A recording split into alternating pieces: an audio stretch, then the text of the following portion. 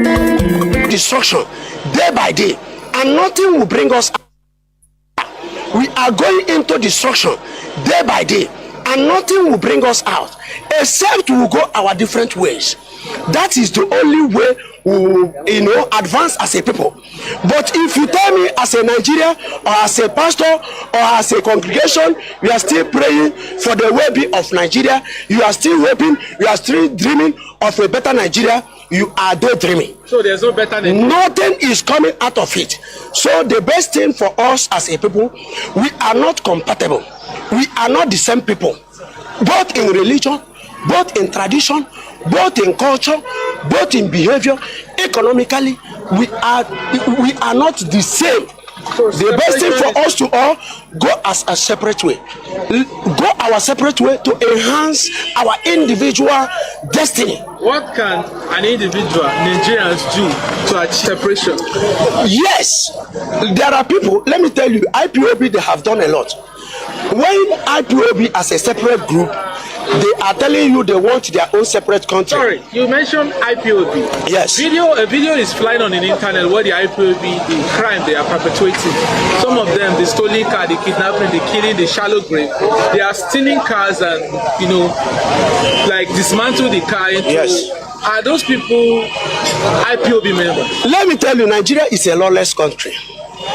Anybody who is perpetrating evil or perpetrating crime and ascribing it to IPOB is a sick man. The person is sick on the head. IPOB is a sectional group internationally. Everybody, the world knows these people are freedom fighters. So let me tell you something. People have been able to key into this ideology. And when you see them going about their enhancement, you don't begin to tell them that they are criminals, except people who has been able to hijack it. Let me tell you something. There is state-sponsored terrorism going on in Southeast. The state itself are the ones sponsoring the terrorism in the state, going about killing individuals, killing occupants, burning their houses, destroying their properties. So when you go to Imo State, what you are seeing there is state-sponsored terrorism, where the states who we have voted in or who came through the back door are now going about killing people who they swore to protect their lives and their property. Are not IPOB members. These people are not IPOB members. Let me tell you something. How do you differentiate IPOB? You will not, because we are totally locked down in a lawless country, whereby the man in the heads of affairs has been able to forge his own certificate in order to compile the position. What do you think the remnants will be? What do you think the citizens will be? The man, the first man who is the president of the country is a criminal. He is impersonating.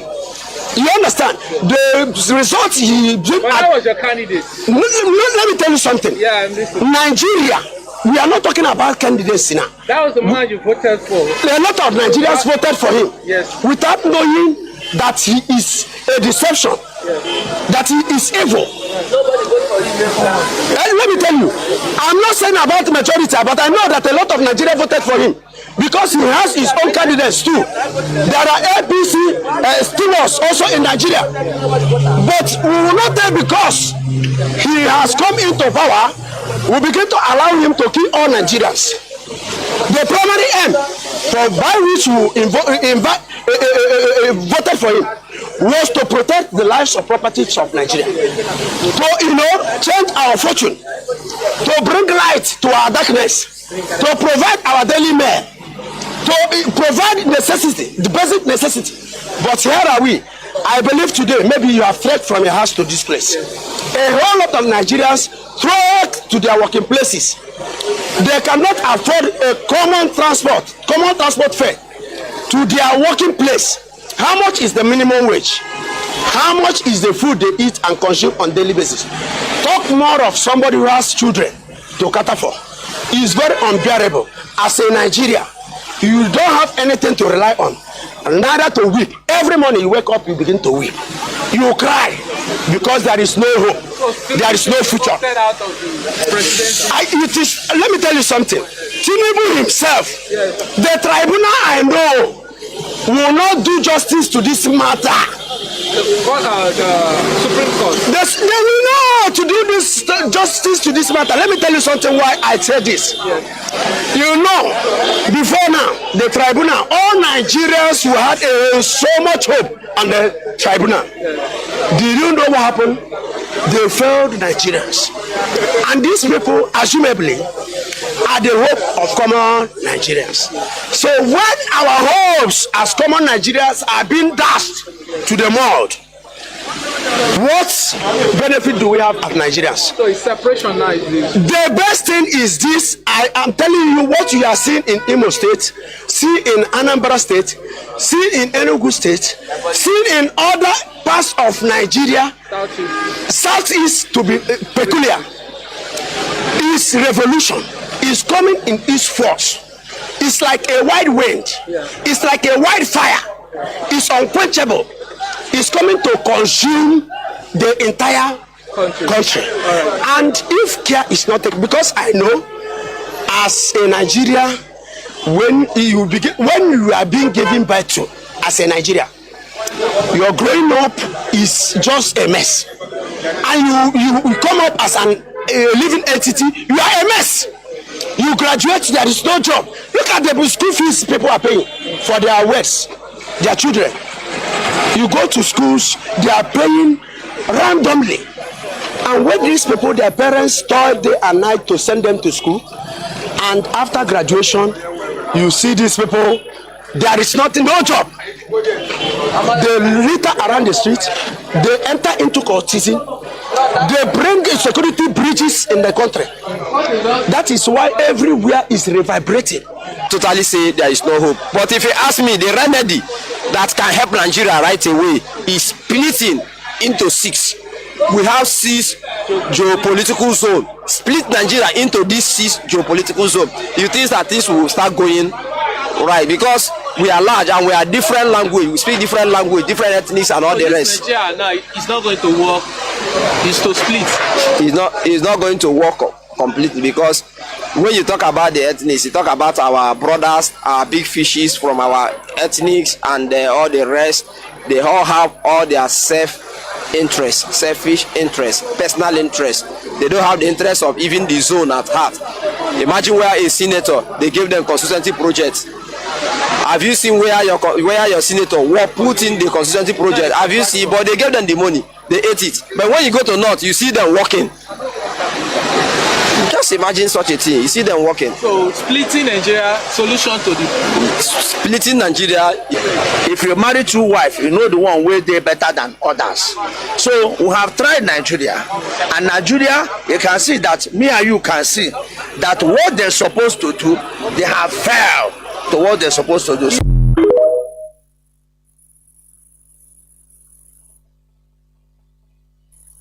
He did during the Berlin Conference. Because remember, after they had traveled around the continent, found some of the most powerful kingdoms with well-established educational and religious systems. I mean, the African people are just resilient. When you get to know the Africans, you understand the African spirit. And they knew that if they continued the same way they were going, they would never defeat the Africans. So they set in place a system of colonization and making the Africans believe that everything that was African was bad and everything that was European, particularly British and English, was better. So the seed of divide and conquer was also sown during the Berlin Conference. And they knew, just give it a generation or less, these people, not only are they going to be so divided, because they chopped us up into these small economies that really could never survive on their own. You take a country like Equatorial Guinea, Central African Republic, Malawi, Rwanda, Burundi, you know, they're economies that even if they struggle and begin to do better on their own, if the master decides you're becoming too smart, they're very easy to destabilize. Wow. And that's exactly what has been going on in our Africa. So Berlin Conference, people don't realize it was designed to see to it that the Africans are forever defeated. So for those who turn around and say, but Ambassador, don't talk about the Berlin Conference. It was a long time ago. And I'll say, as long as we have a country called Malawi, a country called Zimbabwe, a country called Central African Republic, all the African countries really for that matter. Berlin Conference is alive and well. Because that which they set out to do 123, 24 years ago, it's still in place. Nothing has changed. So how can they say Berlin Conference is a thing of history, don't talk about it? No, what's really sad and what should disgust the world is to say this policy was put in place 123 years ago and it is still in place and nothing has changed. But what's really worse is when you look at what France did to the Francophone countries in 1958, when they were leaving, quote unquote, leaving the continent. They gave the Francophone countries two choices. You can be independent with some affiliations to France, or you can be independent with no affiliations to France. Well, Guinea and Mali said, we are done with you, France. Goodbye, leave us alone. That's how we had the first ever known union of any African states. They went into those two countries, took everything that they thought they had brought to them. History tells us they even took the last cup, teaspoon chair, and proceeded to pour concrete into the sewage pipes, completely devastating the two economies, simply because they refused to be affiliated to France. But what they, and also the Sékou Touré, then president of Guinea at that time, he looked at the pact that France was making the Francophone countries sign. It was called the Pact for the Continuation of Colonization. He refused to sign it. How many countries in Africa? Now we are sitting at 14 Francophone countries that are still held on to this pact. So in the 50-some countries in Africa altogether, were they all colonized? Yes. By different countries? Different countries. The majority of the countries went to France, yes. Britain, we have Portuguese, we have Spanish, and those are the main ones. You used the word looting before. Yes. The looting continues to this day? To this day, it continues, but it has a different name. So tell me what the name is. Well, the exploitation of Africa continues. Again, let me go back to the Pact for the Continuation of Colonization, which is the biggest one. The Francophone countries were told, because we brought you the idea that you can sit at a table and eat with a fork and knife, we brought you tea, we built some roads and told you about going to school, we're going to call that colonial debt. So there's a fee for that and you need to pay for it. They were also told that you must speak French as your official language, and it must be your language of instruction in schools, and we will be the one to design your educational system. And then also, your money, 85% of your bank reserves, you will keep them, you will deposit them with the French bank, and we will take that money and invest it in the French stock market, but we don't have to tell you what the returns are on your money. So collectively, all the Francophone countries that signed that pact, their funds, the 85% of their bank reserves, are invested under French name. Got to hold that because we're getting behind on a little break. We are talking. Now, there's something else.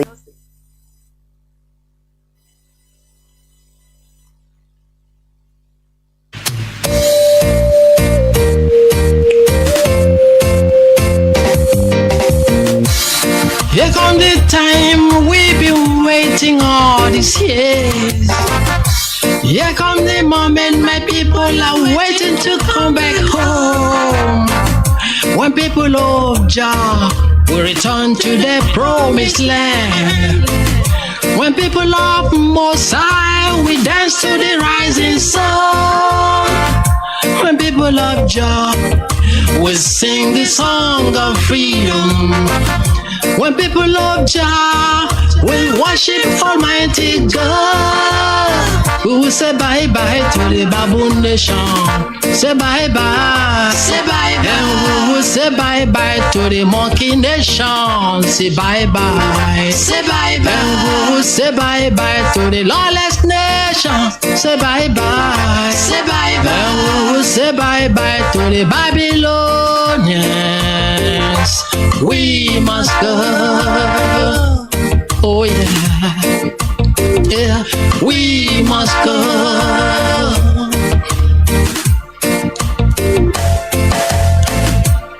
Imagine what we've been through in that contraption.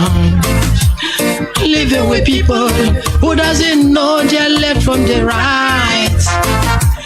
Living with people who doesn't reason like human beings. Living with people who doesn't know the value of life. Living with people who doesn't respect the rules of law. Living with people who destroy the future of their children. Living with people who keep on going backwards today. Reason with me, if we are wrong to ask for our freedom, hey, we will say bye-bye to the monkey nation. Say bye-bye, say bye-bye. And we will say bye-bye to the baboon nation. Say bye-bye, say bye-bye. And we will say bye-bye to the lawless nation. Say bye-bye, say bye-bye. And we will say bye-bye to the Babylonians. We must go. Yeah. We must go. Hey. We try to educate these people about love, no way. We try to educate these people about peace. Hey. We try to educate these people about equal rights. And we try to educate these people about justice. Guess what? The more you teach them, the wicked they turn against you. Oh Lord, the more you teach them, the stupid they turn. No, no, no, no. And we will say bye-bye to the baboon nation. Say bye-bye, say bye-bye. And we will say bye-bye to the monkey nation. Say bye-bye, say bye-bye. And we will say bye-bye to the lawless nation. Say bye-bye, say bye-bye. And we will say bye-bye to the Babylonians. We must go. Yeah. We must go. Hey. Bye bye, lawless nation. Bye bye. Say bye bye, monkey nation. Bye bye. Say bye bye, babu nation. Bye bye. Say bye bye, Babylon. Bye bye. Say bye-bye. Lawless nation, bye-bye. Say bye-bye. Monkey nation, bye-bye. Say bye-bye. Babu nation, bye-bye. Say bye-bye.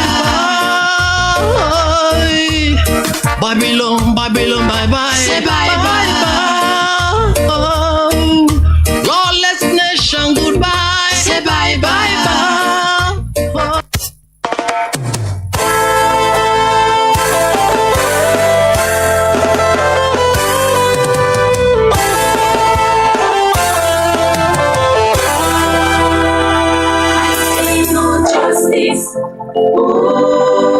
Corruption. I see no justice. Corruption. I see justice no more. Corruption has taken the place of justice today. Government and busy killing my people, but dining and whining with criminals. Are we safe in this world? Are we safe? They wanna make sure nothing good is left in our hands. They wanna take away our joy, take away our peace, take away our pleasure. They wanna take away our lands, take away our pride, but we have to fight them. War is in need, coming at this world and living like a captive. War is in need.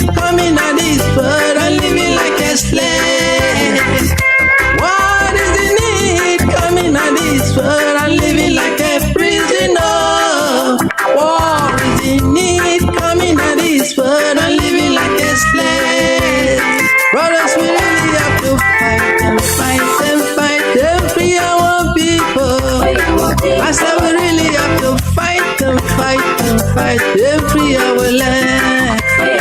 Oh yes, we really have to fight and fight and fight and free our people.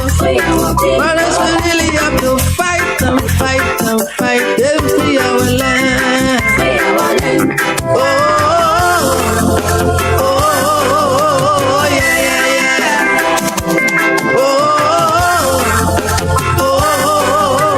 yeah, yeah, yeah. What?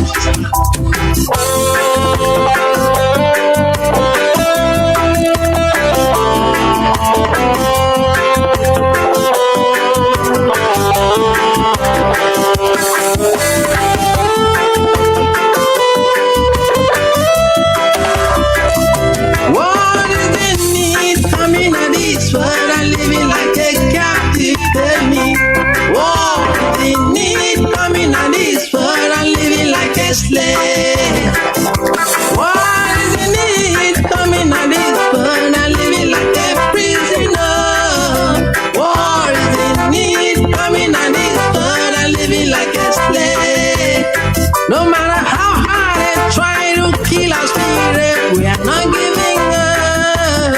No matter how long it takes, we serve my people. Freedom is assured. I am beginning to see my rising sun shining on so bright. I am beginning to see all the dry bones coming back to life. I am beginning to see my oppressors running for their life. I am beginning to see comrades in exile coming back to home. But we really have to fight and fight and fight and free our people. I said we really have to fight and fight and fight and free our land. Brothers, we really have to fight and fight and fight and free our people. I said we really have to fight and fight and fight and free our land. Oh, yeah, yeah, yeah. Oh, yeah, yeah, yeah. I see no justice. I'm shocked. I see no Justice, all I can see is corruption. I see no justice, all I can see is corruption. I see No justice in my world, but corruption. Oh yeah, no more justice, all I can. Keep on fighting, yeah, yeah, ooh. Stop complaining, oh na na na.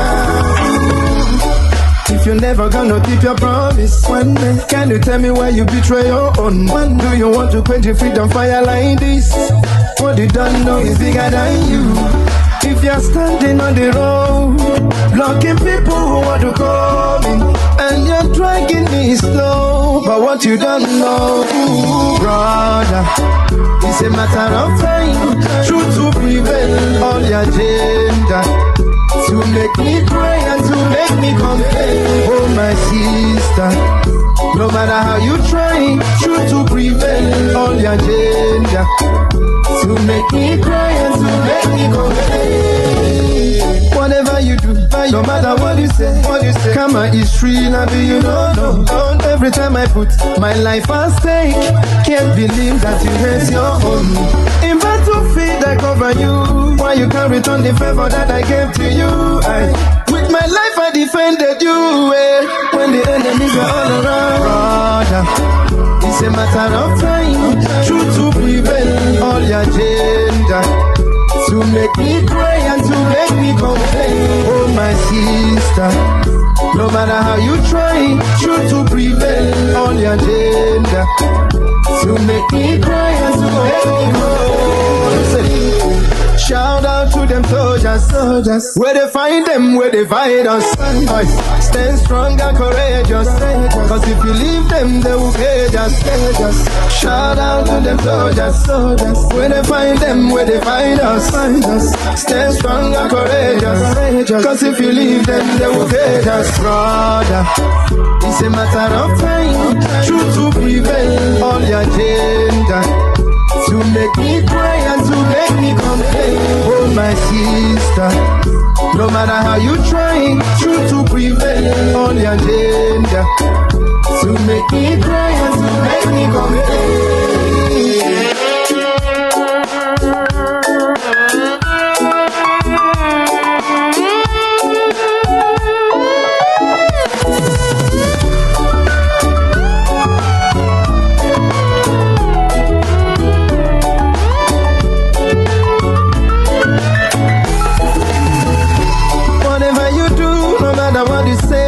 Karma is real and you don't know. In trillion years, in billion years, in million years, it's bigger than you. In trillion years, in billion years, in million years, it is bigger than you. Twist the ground on the beats.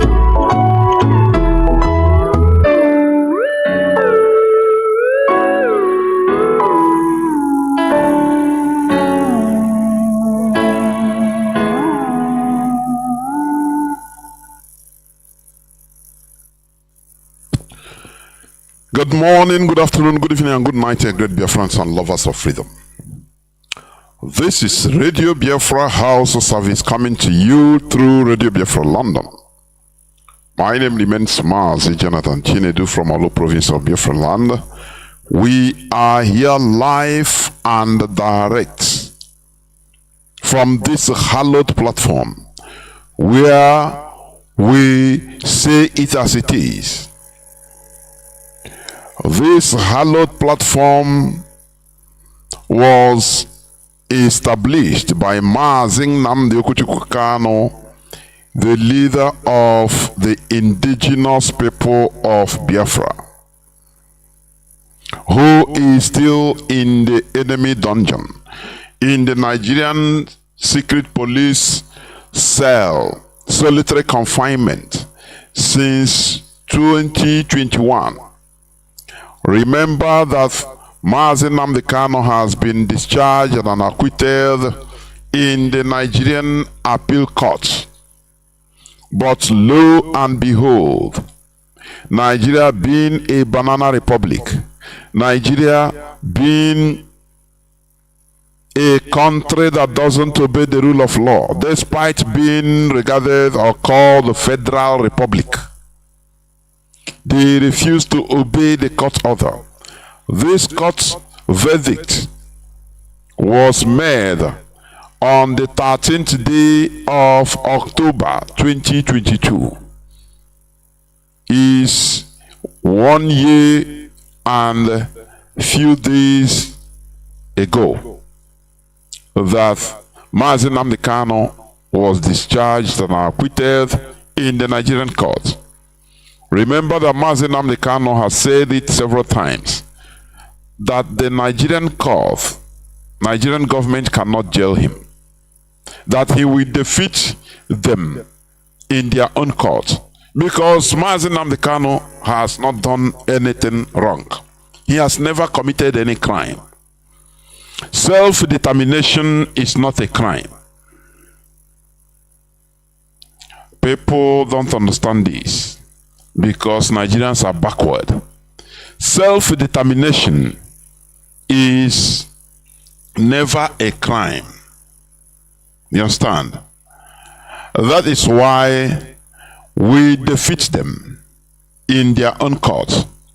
Because what they are doing to us as Biafrans, indigenous people of Biafra, Nigerian government is committing crimes against humanity, against us, by killing our people extrajudicially. Have you ever had any Biafran, any IPOB member being convicted in the Nigerian court? The answer is no. What they are doing is intimidation, illegal intimidation. Because IPOB, we are here on a peaceful quest for self-determination through a referendum. That is what we are asking. But the Nigerian government has been killing us, destroying our land, our houses, our properties, in order to intimidate us. And we want the international community to speak up against what the Nigerian government is doing us. The same way they are talking about what is going on in the Middle East. Because no life is more superior to other. But lo and behold, Nigerian government has been killing us. We are a people under occupation. Everywhere in Biafra land, you see military checkpoints. In a place there is no war. We have been occupied right from 1970 to today. We are being stifled, and that is a calculated, move to force us out of our domain, out of our country, Biafra. And that is why we are dispersed all over the world. So that the Fulani will take over. Do you understand? That is what Biafrans has been suffering. But we will continue, because there is nothing short of Biafra that we are asking. What we are asking for is a referendum for everybody, for us to determine and to confirm whether we want to be on our own in our Biafra Republic or not. It is never a crime to agitate, to self-determinate. It's not a crime. Under Nigerian constitution, it's not a crime. Under international law, it's not a crime. African Union law, West African law, it's never a crime. Remember, it is through the same referendum in 1961 that some part of Cameroon, Adamawa, became part of Nigeria. In 1961. One-time vice president of Nigeria, Atiku Abubakar, who was a presidential candidate in 2023 election, became a Nigerian through a referendum. The same way in the southern part, the place that is called Ambazonia today, they joined the Cameroon through referendum because they were part of Nigeria. So, why is our own different? What we are asking for, why is it different? No life is superior to other. That is our point. And this is where we are going. A referendum. That is why our leader was extraordinarily renditioned. International crime committed against him, against Biafrans, by taking him. He has, remember, Mazi Kanu is a holder of British passport. He was renditioned from Kenya down to Nigeria with the complete support of Britain that's supposed to be protecting him as their citizen. But because they are hypocritical, Britain is the country that always lecture the world about rule of law, defending human rights and all this blah blah blah nonsense. But they are keeping mute, doing nothing. In the case of Mazi Kanu, instead they planned it.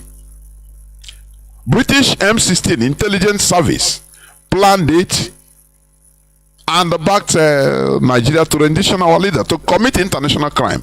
Remember, the same Britain protected a criminal in 1980s, I think 82 or 83, in the name of Umaru Diko, a Nigerian citizen that looted billions of dollars and ran away, took the money to Britain. He was never a British citizen.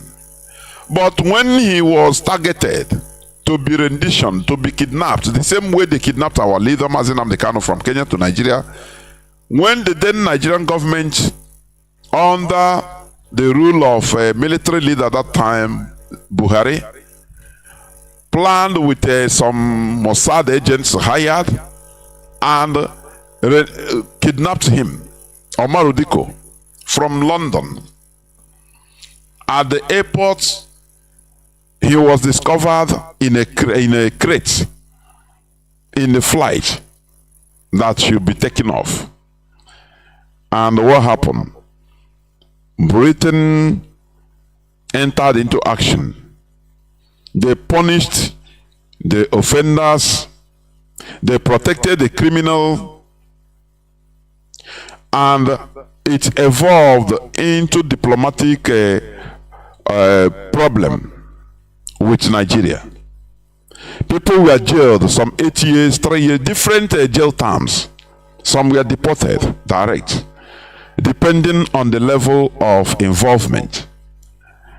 They protected the criminal, but today, their own citizens, they planned and they executed the plan through the Nigerian Caliphate in order to rendition Mazi Nnamdi Kanu. And they love it because they believe that he is blocking their interest. He is opening people's eyes about the mess they created, calling it Nigeria. A mess, a complete catastrophe, human catastrophe they created, Britain created. They created a mess. And we want to live our own life. We want to live life like them, like British. They said no. That you must be what we want you to be. Instead, they will be, facilitating visa for people to run away from Nigeria. Do you see how evil, how criminally minded Britain is? Instead of allowing us, leave us, let us build our own country, let us be who we are and develop so that we don't disturb you. They said, no, no, no. You must be who we want you to be. They continue looting the oil and gas in our land, other natural resources everywhere in Nigeria. Instead, they encourage us to run away from our country. Do you see that? That is the world we are living. And we will not stop talking about it. Mazi Nnamdi Kanu said that we shall continue creating this awareness and we shall wear Britain out. We shall defeat them with superior arguments. Many Britons, many British citizens don't understand what their government is doing in their name in order to bring a good life to them. They don't know how they are murdering people, including Biafrans and other people all over the world, stealing and looting, so that British citizens will live good life in Britain. Very, very sad indeed. But we will never stop until we get Biafra. Therefore, once again, I welcome each and every one of you to welcome your friends and well-wishers onto this special broadcast today.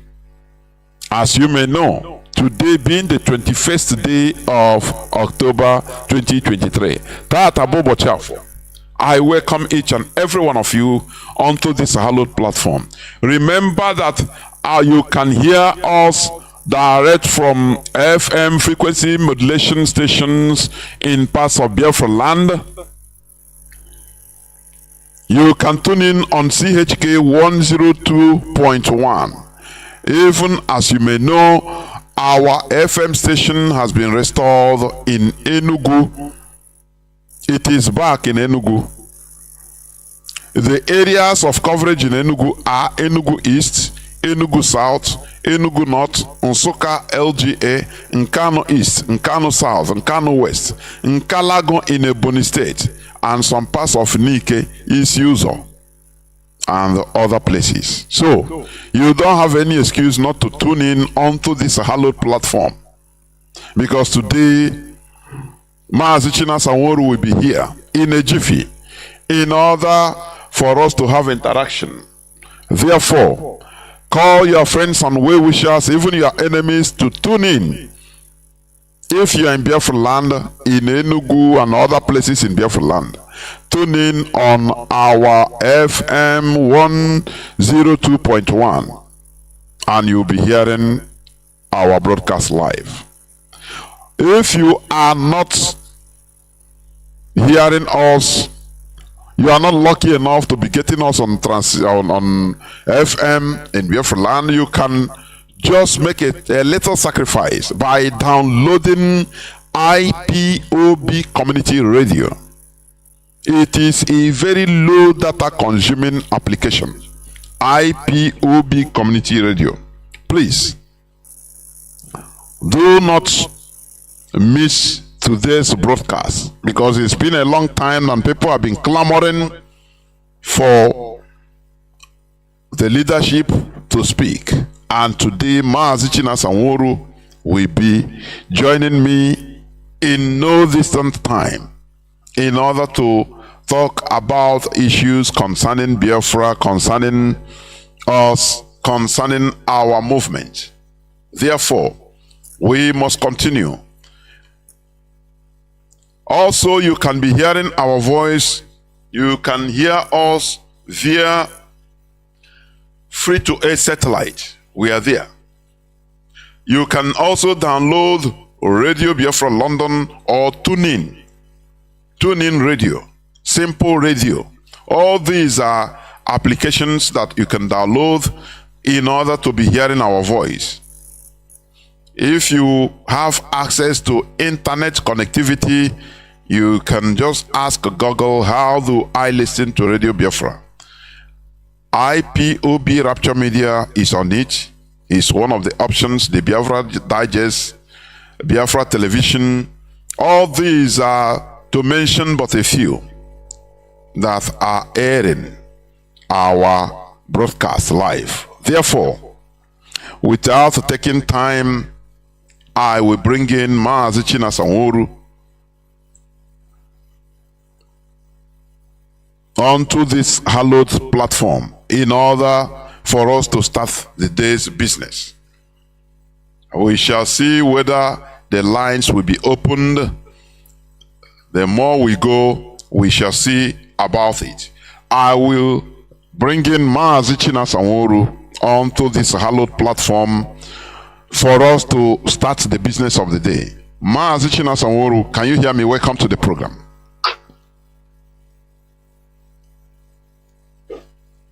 Mazi Chinasa, can you hear me?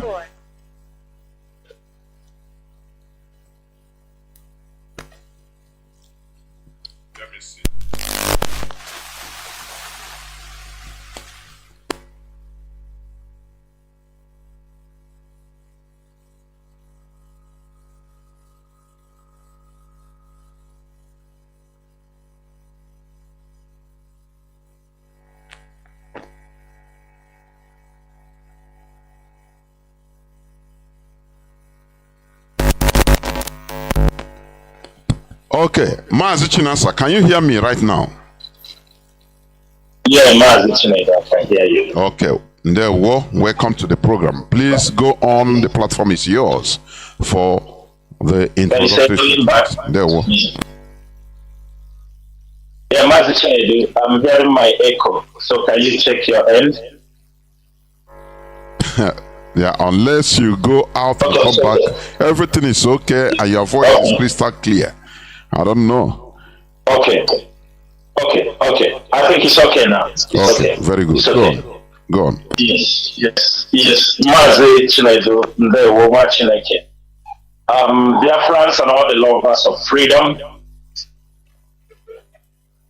Today is 21st of October, 2023.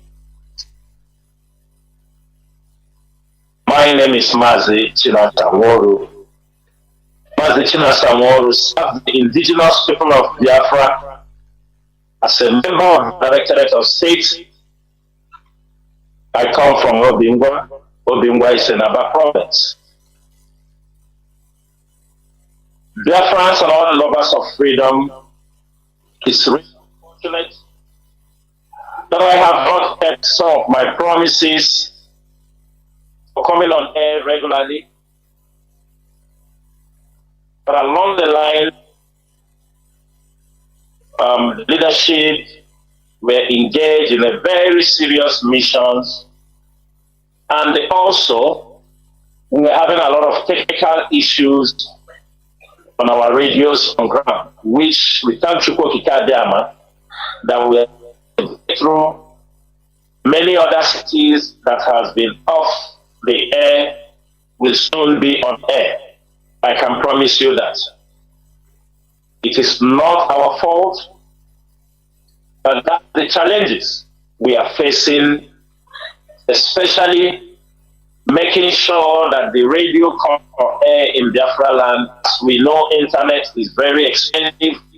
Not everybody is on smartphone. We encourage our people, take listening to Radio Biafra as a duty, because that is where you will get your message of inspiration.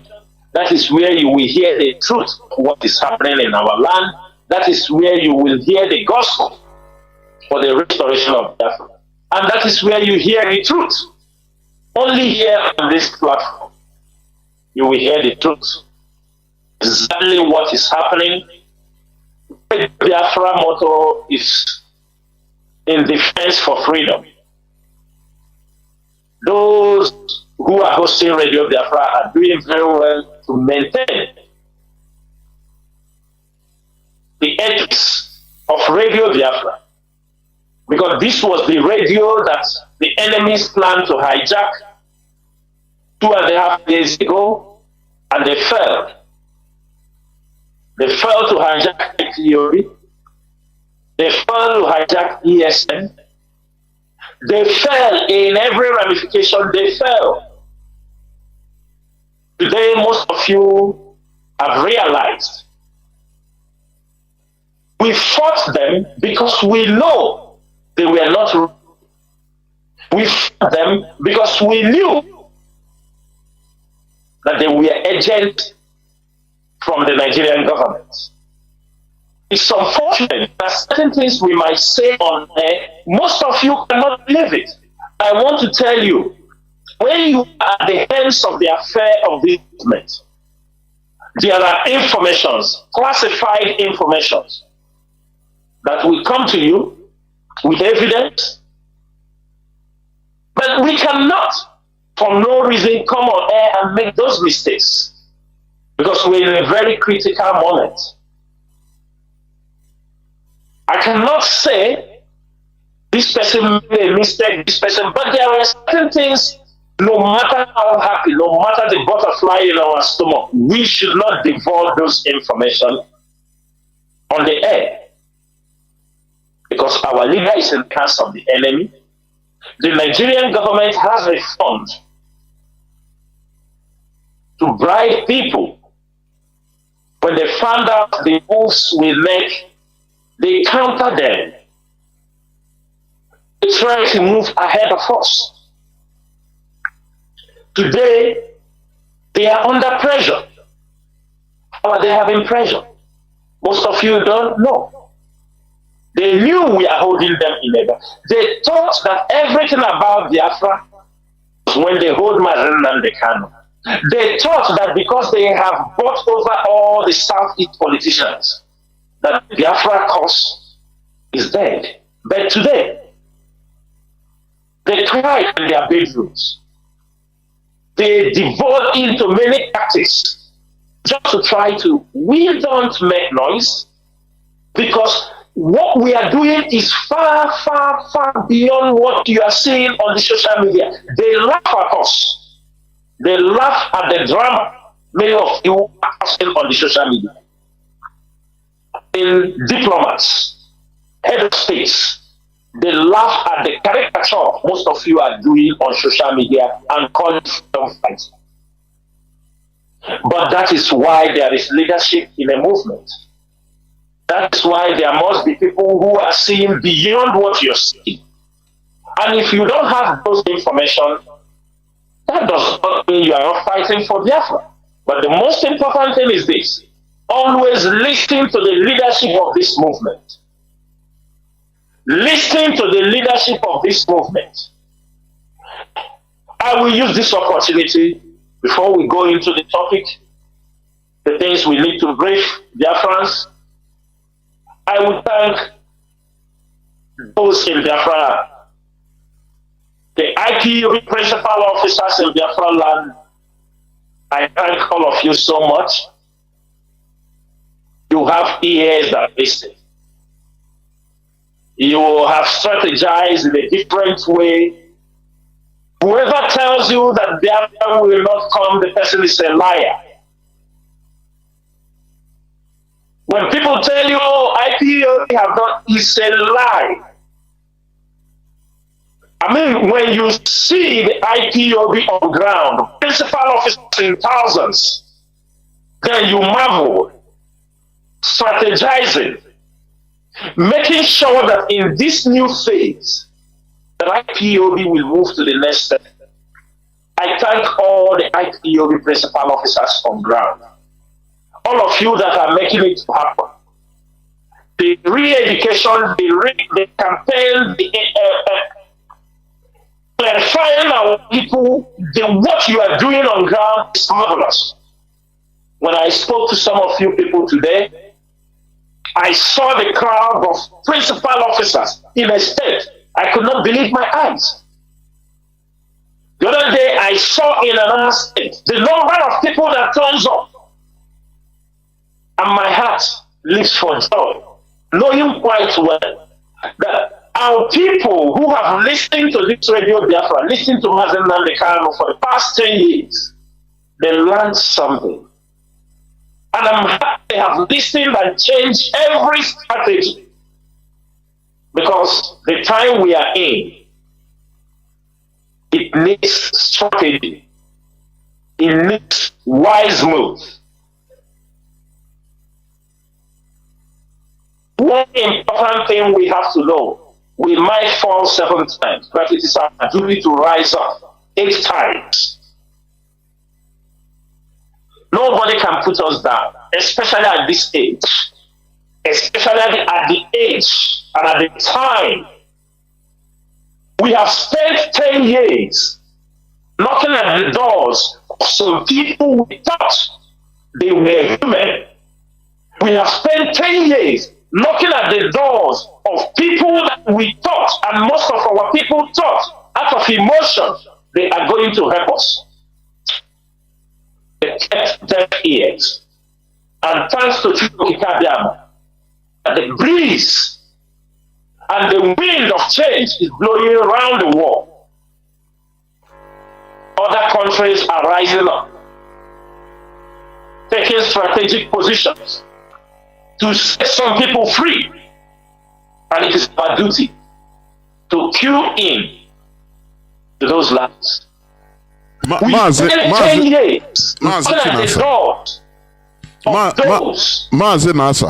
Nasa, can you hear me? Yes. I'm receiving a report that the voice is not clear. So go down. Let me bring you up again in another system. Let me see. Okay. We must continue because we want every word of Mazi Chinasa Nworu to be as clear as crystal. That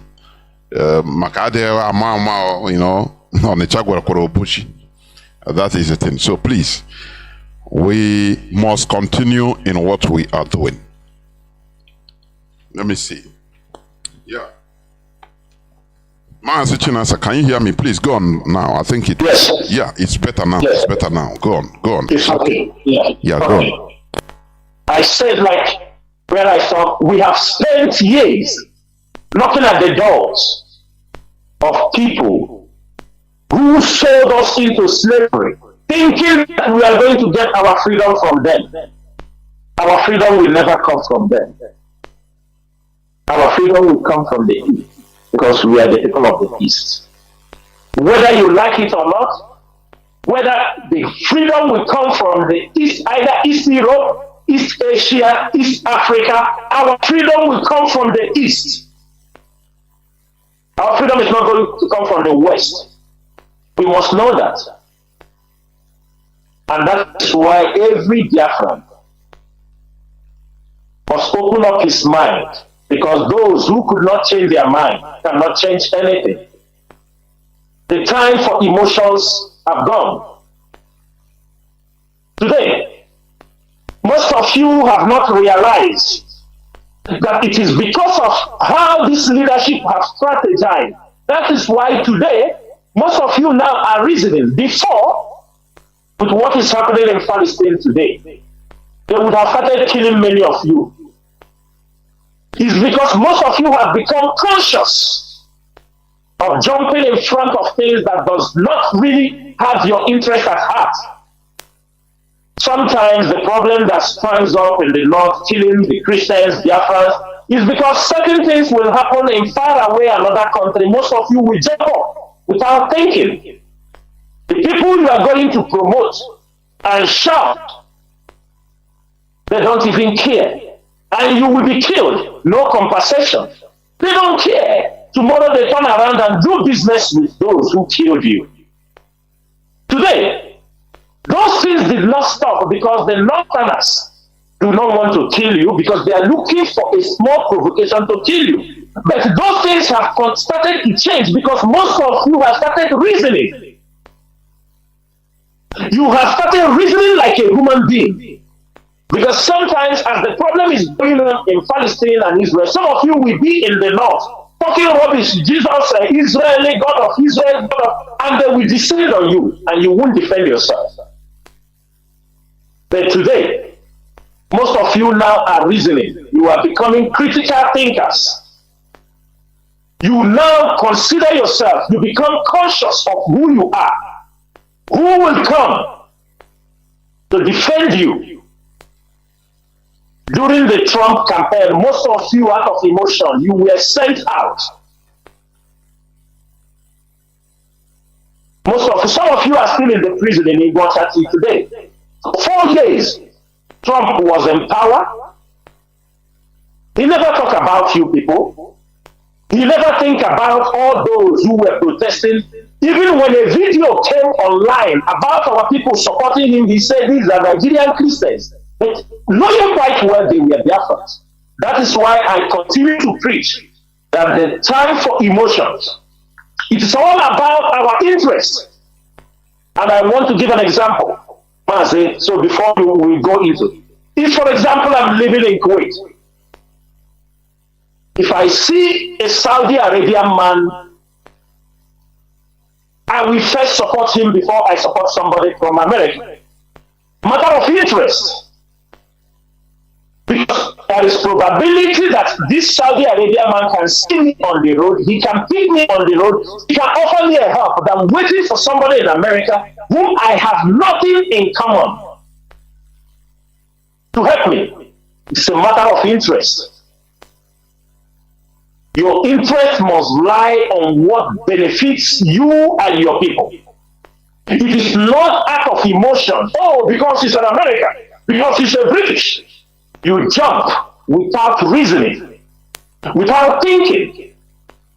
Mazi, in your introduction here, you talk about Omaribuko that they brought to the UK. UK intervened. Why did they intervene? Because he stole money and brought them to UK. Mazi Nnamdi Kanu did not steal Nigerian money to bring to them. The difference are clear.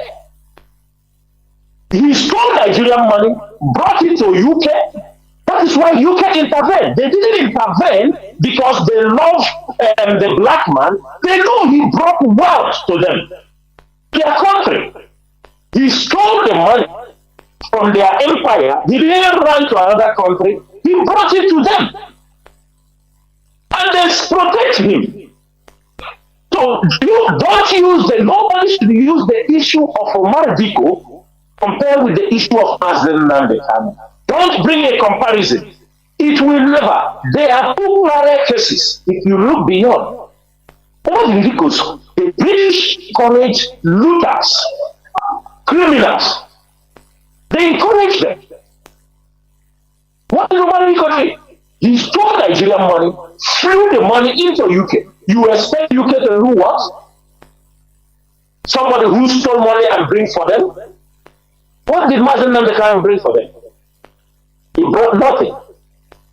Is Mazi Nnamdi Kanu working as a British government official? No. Is Mazi Nnamdi Kanu bringing any benefit for UK? No. If you think it's our fight, it is our fight. I want everybody, as we are going into the main discussion today, I'm briefing. I want everybody to open your ears. No matter how long we're going to be here, it's not going to be enough for what I want to brief Biafrans. And for that reason, we will try to do this program as short as we can, 2 to 3 hours, and I will be coming back on air by next week to continue wherever we stop today. Mazi Chinedu, thank you so much. Let us kickstart the briefing. Thank you. There were Mazi. Since our leaders' rendition and we see what is going on, the drama unfolding, everything. Mazi, please, I want you to us to first of all start by you explaining to Biafrans and the listeners all over the world what is happening around Mazi Nnamdi Kanu, our supreme leader, who is still in solitary confinement. What is happening around him right now? Please go on. Mazi, thank you so much. Thank you. Mazi, anything that is happening around our leader today is not a child of circumstance. Anything happening around our leader today, for us, the IPOB leadership, for the intelligence team, what we are gathering, it is a long time plan. And when Mazi Nnamdi Kanu was rendition, let me put it, the stupidity of Onyendu siblings and some of the lawyers have complicated Onyendu issue. And I can tell you, I will explain to people today. You know, when Mazi Nnamdi Kanu was rendition, instead of the family to come out and they support the leadership for us to fight as a team against the Nigerian government, they did not, because they have an offer. We don't know what type of offer on their table. They now imagine people that Mazi Nnamdi Kanu was adopted. They knew if they swear anywhere that they did not know, if they swear they don't know, they will all die. They knew that Mazi Nnamdi Kanu was adopted. But when they flew Mazi Nnamdi Kanu to Nigeria, they have that confidence. They have all that integrity to come out and they continue to blackmail the leadership of IPOB that we are behind Mazi Nnamdi Kanu's forgive. Mazi, this is the first step that have complicated Mazi Nnamdi Kanu, because it was a planned and arranged tactics. Because, number one, I will say something. You see this struggle we are doing, we need to be transparent. Not everything, I didn't say let us be transparent. But when something happens, there are serious things that will happen. People must be straightforward. There are people you can confide in. There are people. From that moment, all the propaganda they were gathering, all the whole allegation, everything about IPOB, everything they know about Chinasa, the little they know, everything they know about Chinedu, everything, they were going to GSS office, feeding Onyendu, and from day one, they started listening in that place. DSS have every record of whatever they said, thereby giving the government, who is holding Mazi Nnamdi Kanu, enough time to be playing their chess game. I came on air, I started to tell them indirectly, be careful what you people are talking in the GSS headquarters. that when they brought Mazi Nnamdi Kanu in, they leave you people in the room, close the door, you go in there. All that wall is all wired. The chair you are sitting, wired. This is a DSS headquarters for Christ's sake. This is a DSS headquarters for Christ's sake. In that place, the DSS understood the mindset of Mazi Nnamdi Kanu's siblings. They understood the mindset of some of the lawyers coming into that place, bringing stories from America, bringing Chinedu did this, Chinasa Nworu did it, because this is the only story. Mazi told the point that a DSS officer named Withheld was talking to somebody. He said those guys come there, they talk rubbish every day. They are not, they don't even care to know how their brother will come out. What is important for them is money, DOS, check DOS. DSS were listening to everything they were saying. That is why the leadership is very, very careful how we send message to Nnamdi. We don't send message. Ask your fault. We don't send anybody message. Because since we have the evidence that the DSS is listening, every information, if you like, Mazi, you know one thing is this, that our people read the Bible. So we say, when they hear the Bible say that the walls have ears, what do they think is happening? I mean, it's life. Inside that place, they drop them. Everything that dropped on the floor, the DSS hears it. Any politician they brought in, you see Mazi Nnamdi Kanu, the DSS listen to it.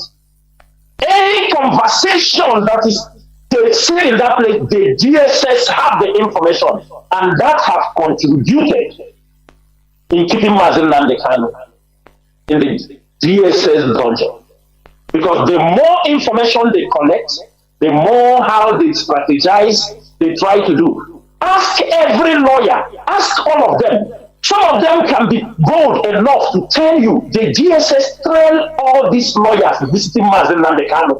So everywhere they go, Chinasa is in it, on air.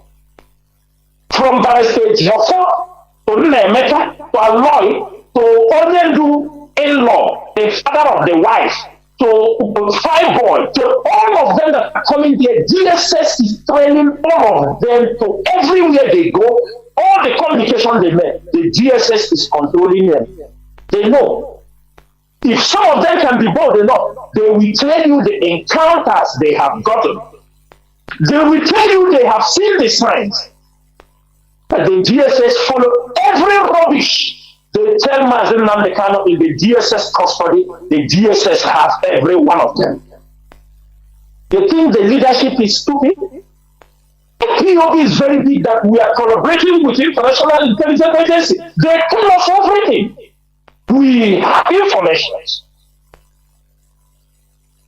When they will make their meeting and send to their ambassadors in diaspora of what they want to do, IPOB principal officer, we get hold of it. When they make a move, they will write something and give to the government. We will get a copy. They will write to European countries about IPOB. They will write defamation listing. We will get a copy.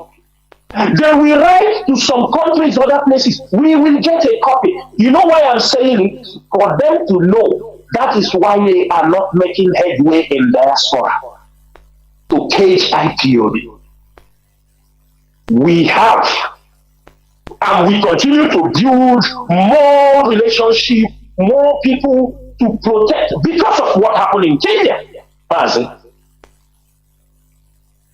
let me tell you, because of the way it was a test ground they did in Kenya when they hold Onyendu and nobody raised alarm. It was a testing ground. You know, yes, those who were aware. Kalonta cannot say he did not know. The secretary of Onyendu cannot say she did not know, but the mother, they all knew. Nigerian cannot say she don't know. Many of them knew. They knew. Mazi Nnamdi Kanu was being adopted, all of them. And I want to tell Biafrans one thing.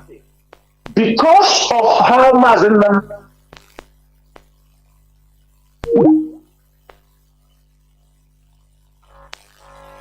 Say what is going on, please. What is going on?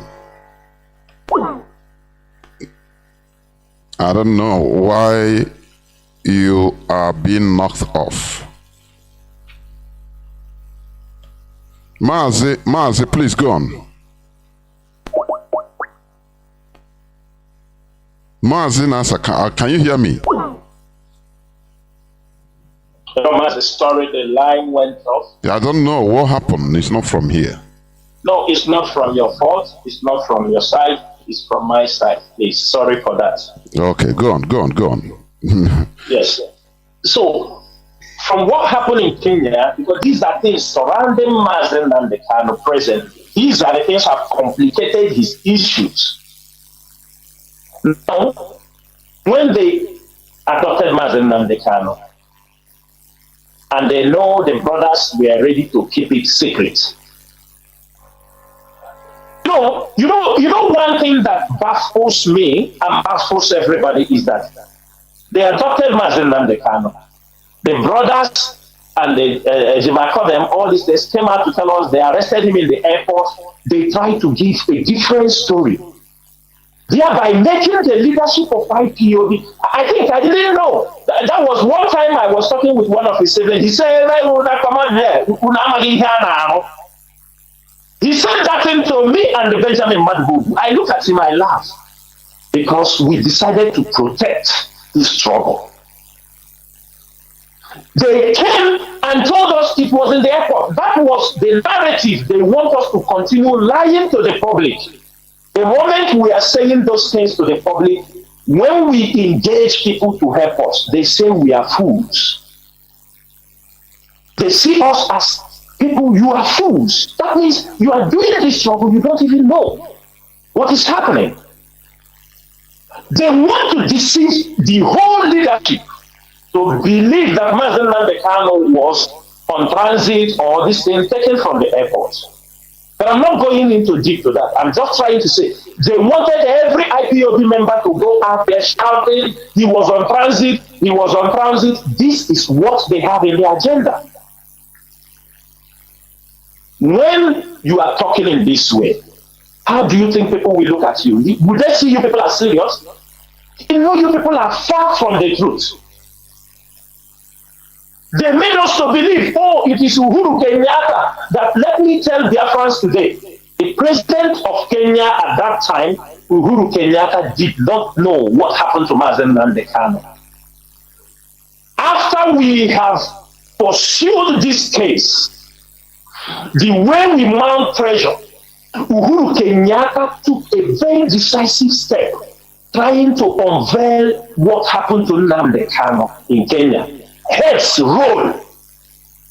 Heads roll. Because Kenya have spent over $300 million or 300 million shillings trying to project Kenya. They were looking for a United Nations seat, Security Council seat. They have tried to project Kenya in a very good light. Suddenly the problem of Nnamdi Kanu hit. Who was behind it? I will repeat it here. Igbo politicians. Igbo politicians. I don't want to mention them, but if they know that, we know all of them that went to wedding of the son of the daughter of Ruto, married by this guy from Anambra. All of them we know. They all knew Mazi and Kanu. Do you understand me? They all knew these plans. Uhuru Kenyatta, he picked up the director of intelligence of Kenya, external affairs. His name is safe. He was detained. He was expelled. He picked up the director of airports. They were detained. They were expelled.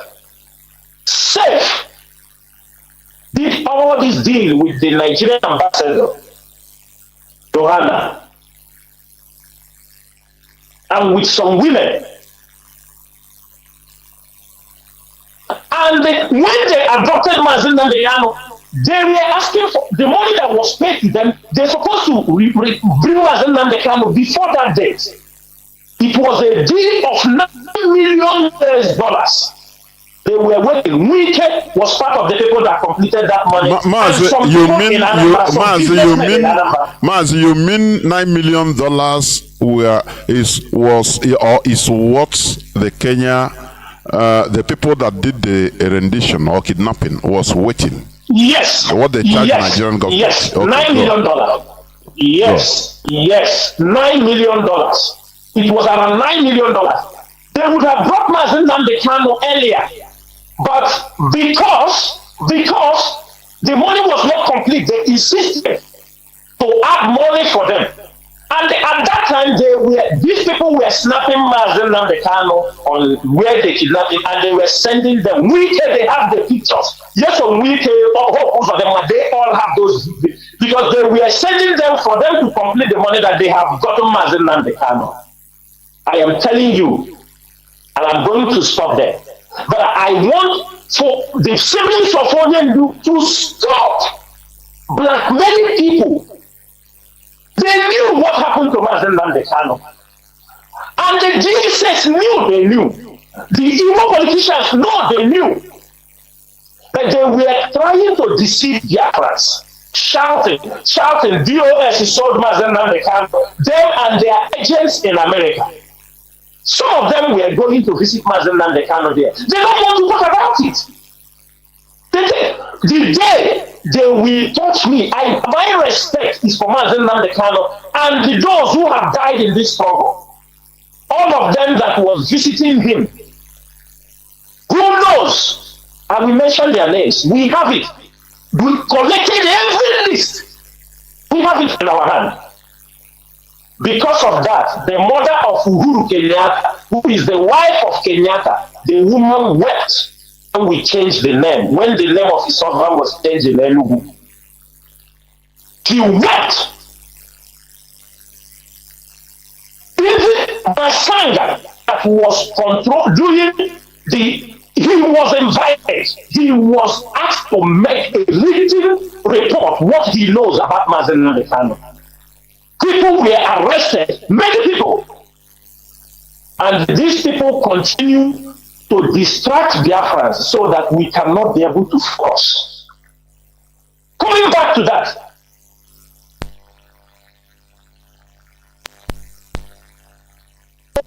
the DSS have.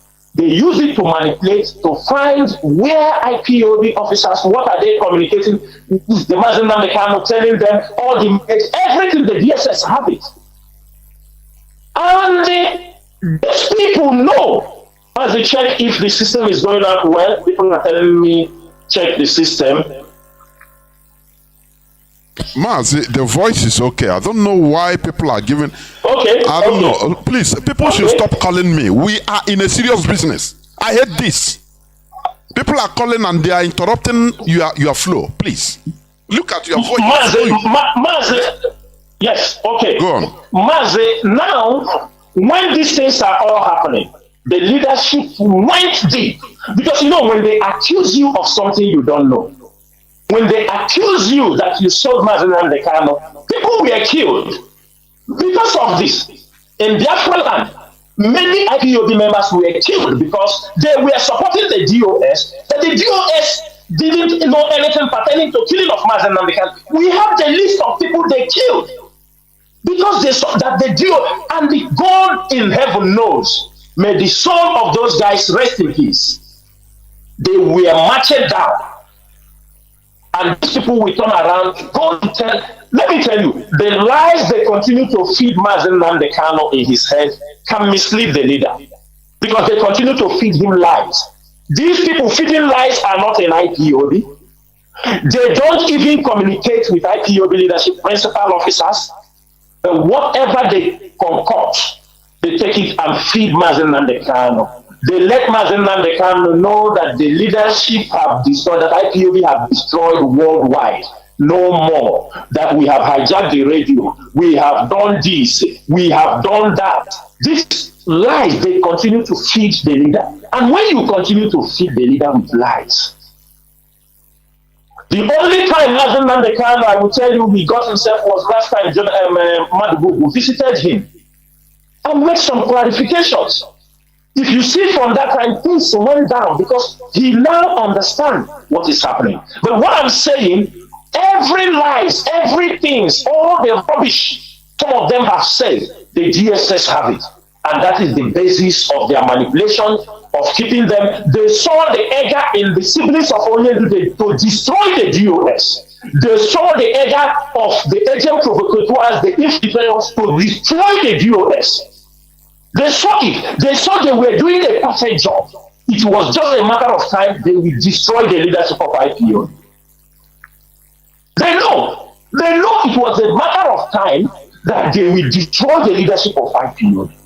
So they used to be happy. When their brothers come and say those lies, they say, yes, that is good. Let them continue. Let them fight themselves. Let them continue fighting themselves. They set up attack from everywhere to destroy the leadership, thinking as if they destroy IPOB, that the government will leave Mazi Nnamdi Kanu, or they could be able to take over the struggle. We didn't jump to the leadership just because they adopted Mazi Nnamdi Kanu. We have been there. I am a member of the DOS in 2017. Kike Doziem has been there. He was the secretary of the DOS even before we joined. Chukwudi Ofoma has been there. Tony Zumike has been there. Many of them.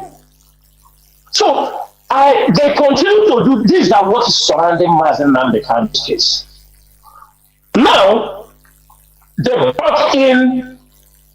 Ejiofor found out that this case is getting bigger. It's very sophisticated. He brought in Michael Zekome. Michael Zekome is there. He has gotten any judgment any lawyer can get IPOB, can get in this case. If anybody don't know, he should know. Discharged and acquitted. Never to be tried in any court of law. What kind of judgment again do you want from a court of law? What kind of judgment do you want? Upon this judgment, they are not contented because of the hatred. Instead of to give a support, even if they want to bring a sand, they can bring 10 sand. Of course, Onyendu has the right to say, I don't want this sand. Onyendu have the right to say, I want to add more sand. Up to him. Nobody opposed that. But what I'm saying is that in this particular stage we need to be very, very careful. You don't bring another son to hit another son. Two of them will go back to their chambers and fix things right. And abandon Mazi Nnamdi Kanu there. Everybody have to know that. You don't bring another son to hit another son. The two of them can easily, the government will call them, the bar association, the assigned this will call them and put them in the right path. And Mazi Nnamdi Kanu will become the scapegoat. We are not against bringing any son, but what we are against is the approach and the method. The more you are putting these confusions, the more the DSS is seeing that you have hatred against, you want this person destroyed, you want this person destroyed. They work on that tactics. They use it. They use it against us. It helps them to play the chase. They said, no, we are still getting there. I used to advocate this. There are people that have done a lot for this struggle. They might not be IPOB members. People like the legal team, they have done a lot. People may have their weaknesses. People have been, assassination attempts have been carried out against people because of Mazi Nnamdi Kanu, and they continue. If not, so give people support. I am happy today if they will tell themselves the truth. Because the next thing when you see all this is that case, they have won a case already in their appeal court.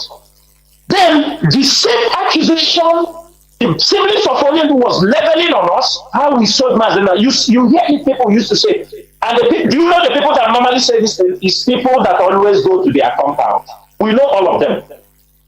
All the people that they gather with Mama Biafra in their compound, these are people who bring, it is Chinasa, GOS, and the Chinedu, they are the one holding Nnamdi Kanu. When they talk that one is not enough, they say now it's a Geopolitical and Ozekome is the one holding Nnamdi Kanu in the nation. It is everywhere. You don't see it. They claim it is a Geopolitical, and the people who have gotten them judgment know it quite well. And they have brought a new son who have made it very clear to them that not court is holding Nnamdi Kanu.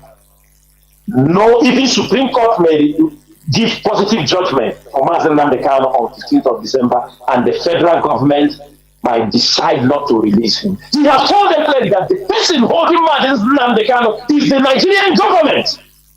God has nothing to do with it. They knew all these things. They know, instead of us to come together and see, fashion, Nigerian government is holding Mazi Nnamdi Kanu. Forget about the court. Court is just a part so that we can get something to be able to pursue our cause. Instead, they turn around. It is you that is holding Mazi. These are the work of the Nigerian government, the DSS, what they have found out, the hatred, the jealousy. Do you understand me? You know, for them, it remained them to fly. I don't know where they got their hatred and jealousy. I cannot imagine. What have we done to them? I don't know. They use it instead of us to come. Look, oh, it is not this man. It is not a Geopolitical holding Mazi Nnamdi Kanu. It is not Michael Zekoma holding Mazi Nnamdi Kanu. It is Nigerian government. I have to try Kenya and I get his yoke. When the DSS saw their voices, saw what they are saying, they say, okay, we have found another channel to continue holding this case. They know we have not come to the main point. We have not touched those who are holding them. They allow us to be fighting around ourselves. Fighting around ourselves. They love it. The DSS love it. They love it so much. It's just like what used to happen to Igbo traders. You bring container. Custom is holding your container. It's the custom that is asking you to pay. It's the custom that is asking you to pay.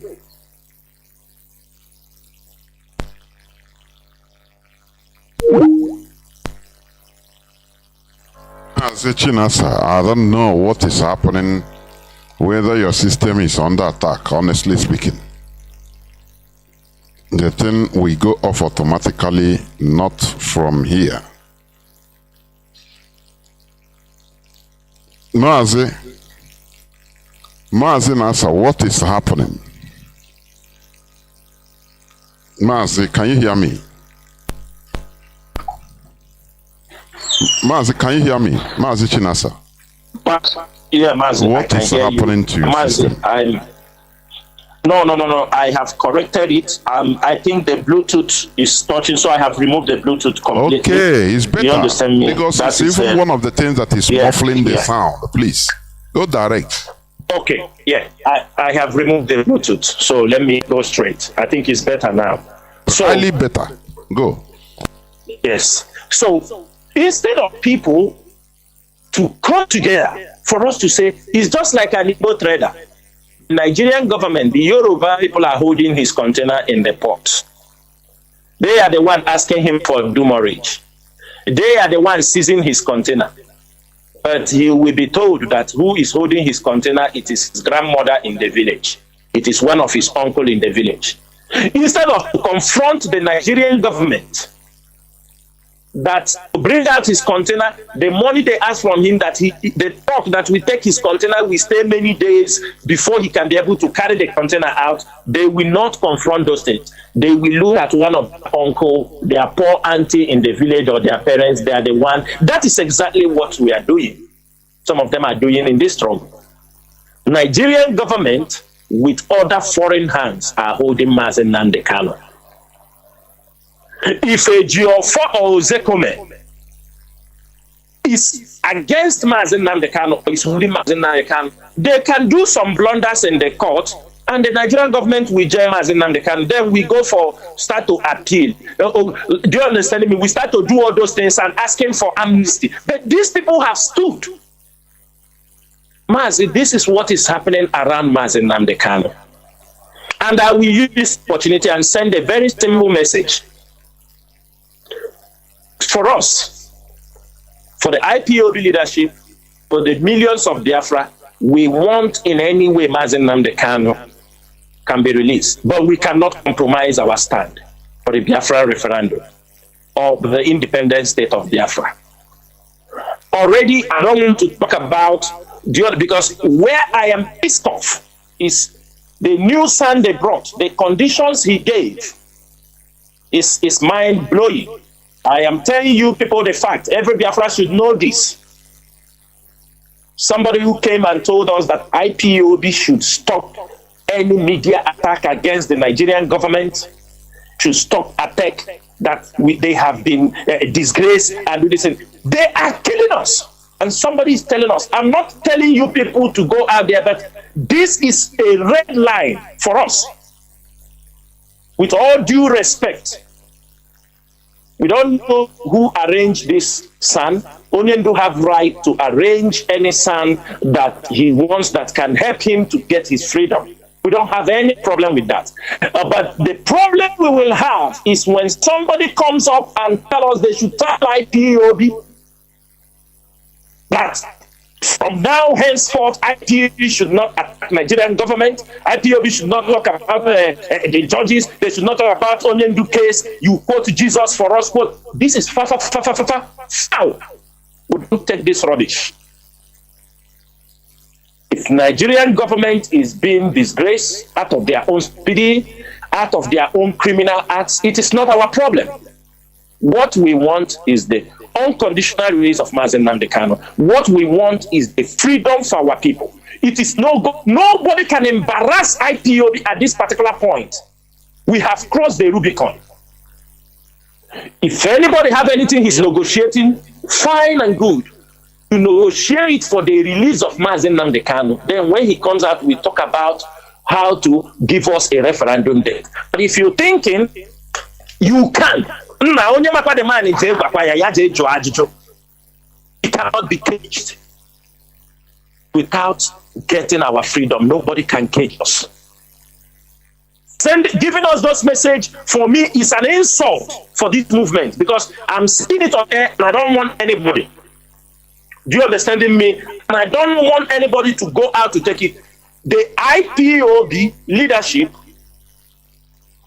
is not involved, and we do not know anything pertaining to San Carlo Agabi.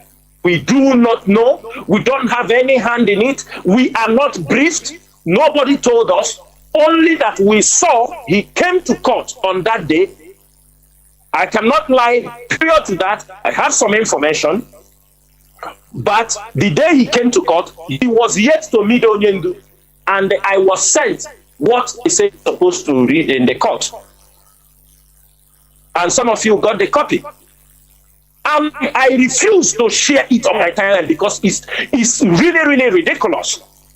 We are talking about a man they adopted, a man the extraordinary rendition. Then you told us about Jesus Christ, told us to forgive and forget for a new Nigerian. You told us about forgetting our people. Where are we going to start? Have you paid compensations, the people you killed? Have you paid reparations? Have you sat on the table to discuss the dangers and the killings of Biafrans we have been getting? You have not. You are telling us Jesus is there and they are killing our people. Jesus was there, they massacred our people in 1967. I don't want somebody to say this is blasphemy. I don't want that. They're killing our people, burning our houses, raping our mothers. You come to talk about peace for a building, Jesus Christ, peace, Jesus Christ. We don't hear this kind of sermon in this position. We don't hear this. So please, with all due respect, any negotiation, after all, the court have already acquitted and discharged Mazi Nnamdi Kanu. There is nothing more to do on 15th of December. It's either the Supreme Court, we have already made up our mind. That day they may decide they are not releasing him. We continue to fire. We already firing them. Nigeria is getting its hot. People thought it is making noise that we bring Biafra. The problem is, where are our networks? Who are you working with?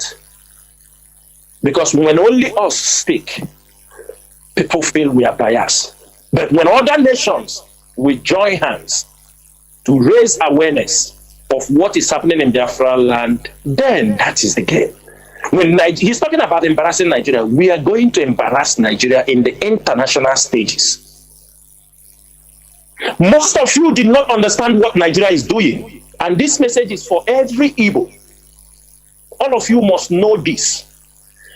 Nigerian government, I'm not saying all Nigerians, let me make it very clear. The policy of Nigerian government is to make sure that the Igbos are regulated, and if by any means tagged anything, they don't give a damn. As I'm saying this, let them, they are listening. They wrote reports. They gave many countries reports, telling them that all the Igbos, even these Edo people you see, these Edo people that they think Nigeria love them, they include Edo in their reports for people making prostitutions, drugs, and the Igbos doing illegal businesses, that it is all these people, they are the one channeling their money to illegal means, that they are using it to sponsor terrorism in Nigeria. That is why Nigeria is not good. They didn't say IPOB, they say all Igbos. And the Edo, they mention Edo in their report. It is there. And I'm sure they are surprised how we know this. They are surprised. But that is to show them that any report they write against IPOB leadership, against IPOB, or against Igbos in diaspora, IPOB will lay their hands on it. They wrote to many countries in Europe. They wrote to them. Last time, let me tell you people another shocking story. You people heard when Tinubu came to Dubai, his team, the team that they came to negotiate to remove their own emirate anyway. But do you know what Tinubu they came there to negotiate? When they told them about the crimes Nigerians are committing there, we know our people, the Igbos, you don't want to be in IPOB, we don't care. But you are going down, you will go down before us. Because we know what is happening, you don't know. You just want to make money, you don't know. They came to Dubai. Before Tinubu came, they go to the police, print the numbers of Nigerians in the prison, everything. They print it. Most of you don't understand coded language. If you go to Arewa page, that time Tinubu was this thing, there was a comment, I forget to screenshot that. He said, we cannot, because of one part of the country, and destroy our name. It was a coded language, the Arewa page dropped. Because in Dubai, Tinubu told the UAE government with his entourage, when the UAE asked them to solve the problem, the crimes and everything that our people are doing in their country, and Tinubu and his team let them know that it is a particular tribe in Nigeria is committing all these crimes. They didn't say IPOB, they say Igbos. They told them, we cannot do this thing until you solve your... They're now trying to suggest to UAE, what if we put the states of origin in the passport for easy identifications? So when somebody comes in the passport, they brought this suggestion. As I'm talking now, they are shaking. They will say, how did these people know? They brought okay, what else? To solve this problem, we will put states of origin anywhere somebody come. Why do they want to do that? To profile the Igbos. So they can easily send message. If you see somebody from this state, this state, they are the one causing the problem. They are the criminals. And the UAE government told them, we don't care about what you want to do. Go and sort the problem of your people. We are not getting involved in your internal issues. Period. And short. That was what was given to them. And that is the format the Nigerian government is using in many European countries. In Asian countries, they tag the Igbos. They are profiling you. And you Igbos are still stupidly wallowing in ignorance in Nigeria. Do you know what caused the Armenian? Do you know why Armenia have their independence? It is because of the profiling by the Turks. The Armenian genocide was because they were profiled in Turkey. The Turks massacred them.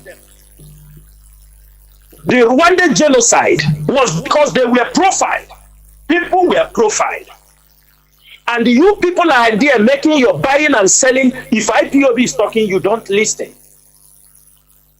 Why Nigeria is trying to draw you people so that anywhere you go, oh, Igbo, lynch him. Oh, Igbo. We do not care sometimes about people talking about, I am married to Igbo. Where do you want my wife? This is not an argument. I married an Igbo man. My uncle married this thing. My brother, it makes no sense. USSR are divided. Are there no people in Russia that married from Georgia? Are there no Ukrainians that married Russians? Are there no Afghanistans that married Russians? Are there not Kazakhstan that married Russians? When the country is divided, you go to another country, your parents are there. We are living in Kuwait. There are people, their parents are from their mother from Saudi Arabia. Some are in Iraq. What should we, because your mother or because your uncle married an Igbo woman, it becomes our problem that we can't fight for our freedom? These are very weak arguments that we continue to hear. The Nigerian government is not giving up to make sure they destroy the Igbo as a race, not only IPOB. And if it is not IPOB, most of you now will be having chains on your leg, digging in one farm or the other in Nigeria. But we continue to shout and tell you people the dangers facing you. None of you want to hear. And I am saying this thing, they use criminality, trying to make sure they destroy you so that the world, if you go places, they tell you, you people are involved in kidnapping and all these things. How do you want us to do? But they don't tell the world that kidnapping is more in the northern part of Nigeria, even in the south, the so-called south. A lot of southeast is the least place of kidnapping. And they blow it. The other day we got a report. 4 Chinese kidnapped in Benue State. Have you, any of you saw it in the Nigerian newspaper? No. Maybe some families of those Chinese try to reach out to any member of IPOB. Please, can you people, they kidnap our people. They kidnap them in Zakidiam. Is it Zakidiam to Taraba Road? 4 Chinese. Till now, they have not released them. Is it Igbo people that kidnap them?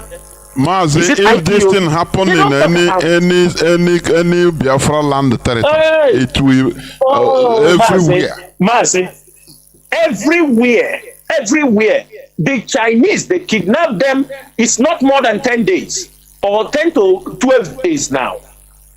Let me take it like, no, more than 12 days, maybe up to 17 days. Let me take it like that. They kidnapped them on 6th. Mazi, they kidnapped them on 6th of October. 4 Chinese doing construction work in Benue State. They kidnapped them. Till now, I'm sure they have never gathered their freedom. Had it been happening in Biafra land, come and see what Nigerian media will do. Come and see. Presently, most of you, ask your people in Benue, most of our people living in Benue, most of them are now relocating, coming to the east.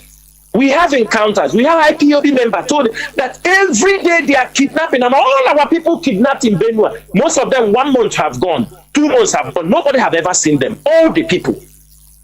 Nobody have ever seen them. They kidnap them. They take away their money. How many Nigerian newspapers carried what happened in Otupo? Armed men, fully armed men. They went into banks, Zenith banks. They said they robbed up to 4 banks. They kill people, massacre. Where is the Nigerian helicopter? Where is the military? How many media carried it? How many news agency carried it? No. They put it on IPOB. The Igbo is their problem. All of you were there. The professors were there. All of you were there. All of you were there when somebody wrote a Nigerian civic education and said the Igbos are invaders. We have Igbo people in Ministry of Education that we are invaders and troublemakers. This is what they put for their children in school. Slave catchers. No professor. Slave catchers. No professor said anything. No, and there are Igbo people in the Ministry of Education. And they told them that they are invaders and troublemakers. Nobody said anything. Imagine if it is Obi that is dragging Tinubu with all this is fake documents in Chicago. This is a birth certificate that he said he went in 1970, was found in 1974. If it is Obi that is dragging Tinubu the way Atiku is dragging Tinubu, by now they would have been burning the shops of Igbo people to leave Lagos for them. By now. If it is Peter Obi that is driving Tinubu, if it is Peter Obi that went and put that case in UK, by now they would have asked Igbos to leave. Can they do it to the Northerners? No. That is to show you do not belong to that country. Look at our place. IPOB, one of the most peaceful regions. We have educated our people. Immediately they capture Mazi Nnamdi Kanu, they unleash crime, criminality in our land. Criminals, those who are not IPOB, they come out using the name of Mazi Nnamdi Kanu. But I'm very happy today. I am one of the most happiest person that we have distinguished the chaff from the wheat. They have answered that the name they have, that name, the moment they said they are people like this, I said, God, the battle is won, because they have now separated themselves. I said now they have separated themselves. We can now focus. And I'm happy. Most of you don't understand what happened. And along the line, for the DSS, and I don't know why their headquarters in Abuja have not complimented that statement, because the DSS director in Imo State have come out and said that truly, IPOB, the Biafra agitators are not those behind the criminality in Imo State. How did we do it? It's our consistency. We continue to tell the truth. That IPOB is not involved in criminality. They are catching people. They are catching people. They are holding people. They are holding the criminals. They never mention anything. They never say that IPOB send us. They are telling them who are sending them. They are all there. And I'm happy it is happening. And everybody will continue. If you are an IPOB member, it is a fight for every one of us to make sure that we are as white as our leader always say. We must guide ourselves being truthful. Because now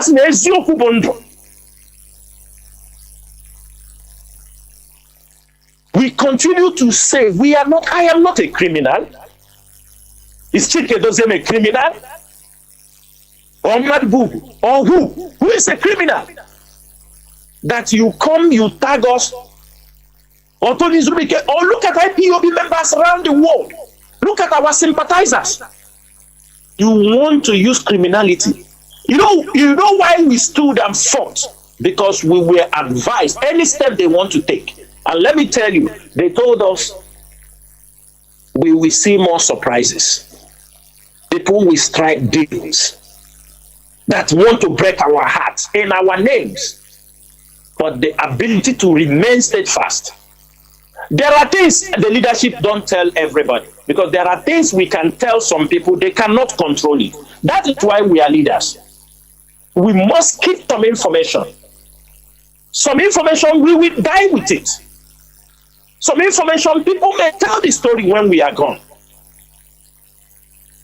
Because if we are not careful, now our leader is in the hands of the enemy. It is one of the most dangerous times in this struggle. They are taking their time. They are taking their time to see how they will assassinate. Let me ask every one of you one question. Mazi Chukwuemeka Odumegwu Ojukwu was the Biafran leader. The other day I came on Facebook. I said, I want to see. For example, today, you people can hear about Mazi Nnamdi Kanu as the leader. You hear about Chinedu, you hear about Chinasa, Nworu, Mazi Nworu, all these people, Bazai, Obama, Chukwudo Forma. You hear all of them, all from around the world. You come to Biafra land, you come in different categories. You see leaders in everywhere. And I'm sure we did not even go to the level of government Ojukwu operated. And the question is, where are all those that fought with Ojukwu? Where are all those leaders?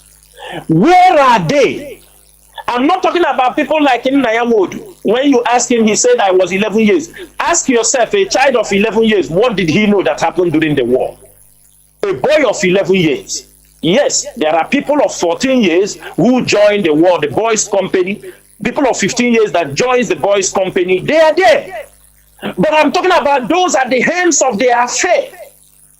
Where are they? Where are they? Some of them joined the Nigerian government. They will not tell the race story any longer. But I'm sure many of them who, after the war, thinking that the war ended, Nigerian government assassinated many of them. Gradually, they continue to pick them down, one after the other. I'm telling them so that they know that we knew. And it's not going to happen to us. Because they hold Mazi Nnamdi Kanu, thinking to get some people, start silent assassination. By the time, and that is why you see when the siblings are making noise, going there, talking, you ask, what is the problem of these guys? Politicians use the siblings of Onyendu and they enter into IPOB and dislodge many people. Let me give you people an example. Because when they did wrong, they came and start talking rubbish. Ebonyi State today, IPOB is not as strong as it was. Who recommended the coordinator? They say the coordinator, they bring, I don't want to talk, but it is from them. This person must be the coordinator. They bring this boy they call Wisdom. This boy was a member of the federal vigilante, this kind of group for Asari Dokubo now is using. We said this boy, we know he may be dedicated, but don't give this boy the state coordinator of the state. Please. But he went ahead.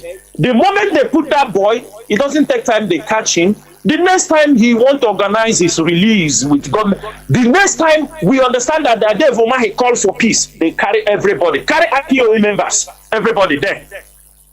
Onyendu was around, called him, asked you to go and organize. They say there is peace. Dave Umahi start to give them bags of rice. We have the records are there. He start to give them bags of rice, 30,000 naira. Dave Umahi give them this group of people. They start to take money. The time he give them 2 million, 5 million, 6 million. Dave Umahi's senior brother was moving around in Ebonyi State with bags of money to IPOB members that this guy was pointing to him. If you get this person, if you get this person, we have the video. Some of them who could not, when confronted, they show you, say, only see, they were giving everybody this money now. Suddenly, Mazi Nnamdi Kanu was adopted. On 25th of July, Ikechukwu Gwora is there. He will bear me witness. We call him and tell him, give instructions to every coordinator going to Abuja on 25th of July. Nobody should go with a chartered vehicle. Nobody should go with a chartered vehicle. Don't put our IPOB members in one vehicle. People should go personally to that place, and all of you will gather. Only this Ebonyi coordinator refused. He chartered a vehicle and took up to 16 or 15, I don't know how many IPOB principal officers. He gathered all of them in one car, start going to Abuja. He refused to listen. Because simple instruction, don't listen. He gathered them and they arrived in Abuja. He made, what I'm saying now, ask some people. He made people like Chukse Buato, who is Secretary of Biafra land, they asked them, why did you come? He said, no problem. They thought you are doing it with the government. Therefore, he did not want to catch them in a Ebonyi state. He did not. Because he know if he catch them in a Ebonyi state, he will have pressure in a Ebonyi state. Therefore, he knows there will be pressure against him in a Ebonyi state. Almost IPOB coordinators. This wisdom took them. After they caught, that was on that 25th, they refused to bring Onyendu to court. 25th of July. This boy gathered also the same people in one car. They were told, don't go. You people dispatch, allow this driver to go.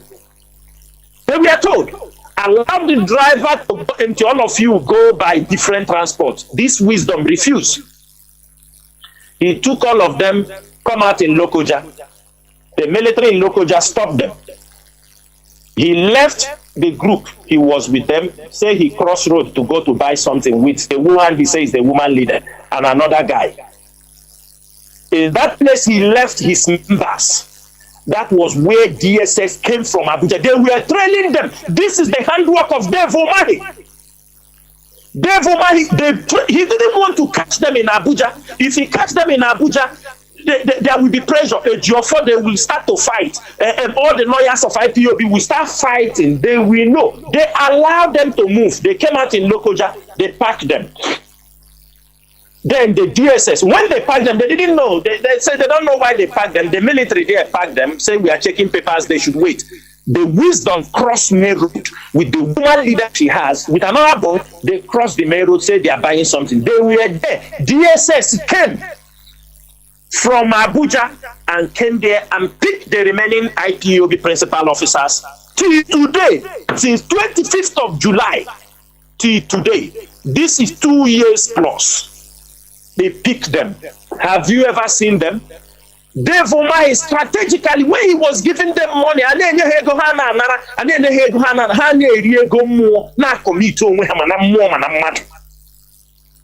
that is where they are. But when they catch them, since that time, don't you see the stupid people will come out and say, Chinasa, what did you do this? Chinasa. I look at them, I laugh. And that is why they continue to have problems.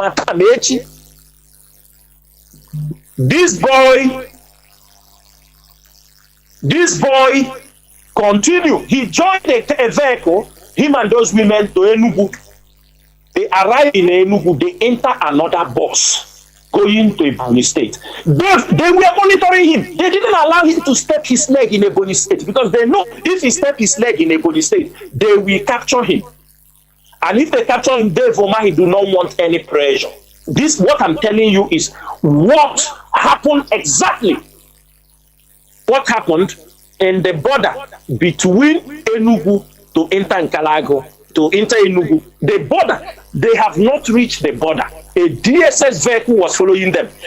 Why we get all this information? Because one of the boys, when they stopped the vehicle, they asked who is Wisdom. They were having his picture. They look at him, they bring him out. The boy, they did, because he didn't mention he was with other people. It was one of those in the vehicle. And the woman, they know what I'm saying. That was how that boy was picked to join the people in Abuja till today. If I'm lying, let them come and tell me I'm lying. It is how they were. That is the only people that went to Abuja. That is how Devomahi silenced IPOB for some time in Ebonyi State. The remaining people, because of that, went and point hand where the Radio Biafra was in Ebonyi State. It is people in Ebonyi State that took the Vomahi boys, go there. Vomahi took our transmitter in Ebonyi State, and they will pay. The Vomahi took our transmitter in Ebonyi State. It is in his possession. But he feel he will silence IPOB. But we are coming. Why I'm saying these things is to understand how the government works. Today they talk about peace. For security reasons, I would have played some voice for you people to hear. The bitterness in the Northerners. When you hear this peace they're talking about, no, run, no. My people, run, no. We never talk about peace and the Biafra referendum on the Nigerian table. It must be handled in a foreign land where other countries that support the referendum, support the self-determination of Biafran people will sit and discuss. Not even me. I don't want to be. No member of the DOS may be there. We will appoint people, professionals, people who will sit on the table to talk about our boundaries. We will talk people who will talk about our tax reforms. We will many things. The legal team will be there because they're the one who knows of the criminal cases against us, who have been handling these cases since 2015. Is it Biafra freedom? Is it something one person will go and talk? You will run and go to one politician. Don't worry, we will make peace. We will make peace. They give you transport. Don't worry, we will make peace. They give you transport. Don't worry. If you move from Oka to Asaba, you say, give me transport. They give you 2 million. You use Biafra struggle, be running around, taking transport. You move from Umuahia to enter Imo State. You say, name Goji. And let me make it very clear. They tried all this nonsense. They tried it because they wanted to rope IPOB inside. But God in heaven, Chukwokikabiama, gave us the knowledge. We'll be able to understand with intelligence. We'll be able to understand. That's why sometimes when we call some of these lawyers and tell them, stop, they don't hear because some of them are blind. They don't know. Some of them are just, everybody want, if you allow the lawyers around Mazi Nnamdi Kanu, every one of them want to bring his own son because a Jofo brings son. Every one of them want to bring his own son. Even in-law, even Onyendu in-law want to bring his own son. Everybody, because they see it as an avenue. They know what they are doing with it. They know what they are doing with it. Only God knows. I don't know. Even Onyendu in-law, the father of the wife, want to bring his own lawyer, son, who will come and take over from a Jofo and take over from this thing. You know, from Ozekome. All of them. And you know why I'm saying this thing? I am telling you, if any one of us, our siblings are behaving this way, let me ask Biafran, can Onyendu spare that person? Can Onyendu spare the person? Can anybody in this IPOB see the rascality in siblings of Onyendu and you will even accept? People take, they have brought this struggle to the mud. Every politician, they have swept their compound. Every politician in Igbo land, they have crossed their house. They beg money. What is this? What is this? Ego nka, ego fuel, ego this. Why are they disgracing this struggle in the hands of? That is why Igbo politicians don't take it serious. So, if you talk about, they say, forget about these people. These are useless people. This is what I'm telling them. If they want to change, they change. If they change, it is for the betterment of this struggle, for the name, for their own name, and for this struggle. Every politician, they go to his house, will turn around and talk something about them. We are hearing it. Sometimes we feel ashamed. You see them, they go to politician house and snap picture, do this thing. When they leave, the politicians, is it not Igbo politicians? The politicians, they call, say, this people. They have bring this struggle and the name of Mazi Nnamdi Kanu to the mud, where they are going around begging with legal fee. They go this, they go that. Why? Why are they doing this? To this struggle, many people, thousands of people have died. Why? Mazi Nnamdi Kanu have made a name for this struggle, but for the fact he is inside for 2 years, they want to rubbish the name. They want to rubbish his name. Why? For money? If we keep silent, things will get worse. That's why we must confront these ills among us. We must make it open. When immediately as you see them, if Chinasa said this, tomorrow they go and stand on and I am fighting for this struggle. This is a legacy every Biafran have fought for. Every Biafran people have lost one thing or the other. Why won't we stand up to defend it? You write on the Facebook, they take it, they go and give to Onyendu. They don't tell Onyendu what the nuisance they are committing. It is based on their nuisance that the DSS have capitalized to continue to keep Onyendu, because in the mind of the DSS, they believe the siblings of Onyendu will destroy the leadership. They believe that the siblings of Onyendu will pull, because they know they know they cross our path now. I'm here. They can't come our path. They can't. They can't. They know. Nigerian government, you think they don't know?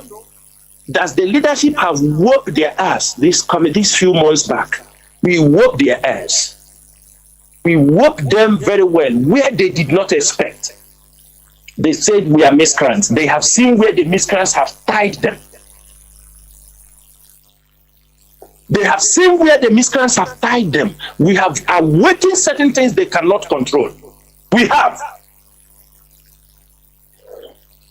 awakened things they cannot control. It is the battlefield. People are there talking rubbish. They don't know what is happening in their land. Let me tell you, dear friends, don't only shout about Britain holding you, or America or your companies. France is one of the slave masters who is holding us. You know, as France are losing grip in Sahel, they need to find other new grounds to hold. You think that when Tinubu was going to France, every time he was going to France, we say his sickness.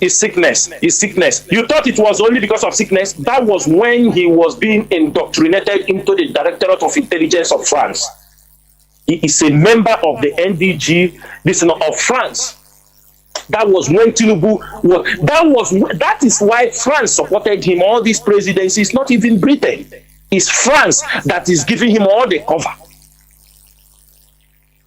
Tinubu, as he was going, he's sick, he's not sick. That was the time he was indoctrinated. It's just like the American CIA, the British MI6 or Mossad. That was when he was indoctrinated. And the that is why when they indoctrinated him, they wanted him to go for war for them. But he failed. And he will pay dearly for it. Because they feel, no, how are you? He must go to that war. He must go for that war. Let me tell you, dear friends, if you see certain things, ask questions.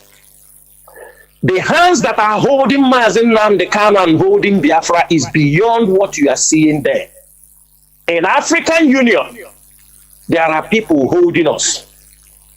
If you bring our issue, they throw it under the table. They dump it. You see me these days talking about Musa Faki, the Minister of Foreign Affairs of Chadian Foreign Affairs. He is the African Union chairman. This man is an agent of the French government. He used to make it open. He brag about it. Musa Faki. Everything pertaining Biafra people. That is why you see him.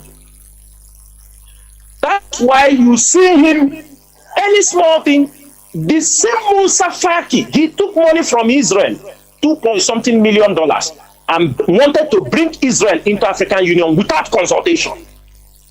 That is why Israel faced heavy, stiff confrontation in the African Union. People vote because Musa Faki took money from Israel. The same thing he did now with Qatar. He took money from Qatar, and they come out and speak on behalf of African Union that African Union is supporting Hamas for this thing, which is many people confronting him without consultation. You go to speak. For me, this is my personal opinion. I, Chinasa, Nworu, I'm not speaking for IPOB in all, because everybody may have his opinion. I believe in two-state solution in Israel. And I'm happy our people should stop meddling with issues that they know little about. I do not support Hamas. Hamas is an international terrorist organization. The whole world knows about that. I condemn any terrorist attack they had against Israel, and Israel have the right to defend themselves. But what we are saying is this: for a lasting solution, there must be a two-state solution. Palestinians also need to be free, like we are fighting to be free. You cannot be talking about freedom and you see other people fighting for their own existence. You said, no, because they are distant. You are being you are being emotional. You are being emotional. Face the reality. Palestinians want to be free. They want to be a free state. Biafrans want to be a free state. That is why when South Africa was fighting apartheid, they supported, because it was the same cause. So for me, I support a two-state solution in Israel. Let Palestinians have their own state and be free. Live like a free people. But we cannot, at any given time, support Hamas, a world terrorist organization, to attack innocent Israel. Of course, that is provocation. And Israel have the right to defend themselves. But what we are saying, the damage is enough. Innocent life has been lost. Let them draw their sword. And they go for a two-state solution. And I know with this, there will be peace. They're looking for freedom. Their friends are looking for freedom. We cannot support out of sentiment. Let me tell you people something, our people. Let me mention one thing. Last time we wrote something, sometimes some of you are, after 10 years in this struggle, you don't know how to pull things out. You don't know. When we come here and pinch some people, you don't know we are expecting a reaction somewhere. When we come and talk about Israel, the British underground, they went and bring out a declassified document to show us what Israel did to us. We didn't jump, but we wanted, I was posting it, I wanted most of you to open your mind, because they feel, let them come and show us this thing. So they were, no, we are not emotional any longer. It is on record with research and information. Israeli government as a government, did not support Biafra. Those that supported Biafra are individual support. In America, the Jews individually gathered themselves. You know, they just witnessed genocide, few decades before Biafra genocide came. They know what they saw. The Jews in America, in many places, they rose when they saw. Remember, in 1967, in June 1967, they were already fighting the Arab War. Then in 1968, the Biafran Civil War started. So before they could realize it was in 1968, because they were also engaged in war, all the mortar bombs Israel captured from other countries, Israel used it, they sold it to Nigeria. And Nigeria used it against Biafra. This is a fact. We cannot hide it. The moment we know these things, it helps us to think correctly. But the individuals, the Jewish supported us individually, not as a government. They supported us. Israel was very careful, because at that time, they cannot support us because they feel Nigeria was very powerful. In the Arab country, they didn't want to offend them because they were fighting. Their interest matters so much. And that is what I want our people to always learn. When you see things happening, try your best to be Do you understanding me? Be critical in what you are thinking. Always be critical. Don't always just jump. Don't always jump. Therefore, we are not saying that the Jews didn't support us. There were Jews. This guy, where is this American guy that set himself on fire? Mazi, can you remember me? In the United Nations square. Yes, yes. He was a Jew. Yes. He was Melbach. What? Do you understand me? The he was a Jew. Escape my mind. Go on, I'll get it. Yes. He's a Jew. He was a Jew. And they supported us individually. They rallied for us. They sent pilots through the Ireland. That was they were contributing money, supporting through the Catholic Church. But it was an individual effort. It was not an Israeli government effort. It was not a foreign policy for Israel. Everybody must know this. Bruce Mayrock. There were many of them. They supported us on humanitarian ground, but not the government. So we have to differentiate. When we know these things, it will be easy for us. Some people say, oh, because Mazi Nnamdi Kanu ran to Israel, my brother, let me tell you, if Mazi Nnamdi Kanu have run to Greece will do the same thing. If Mazi Nnamdi Kanu have run to Italy will do the same thing. If Mazi Nnamdi Kanu have run to Germany, any place, in many countries, they will do the same thing. Because he is a prisoner, he was a political, he was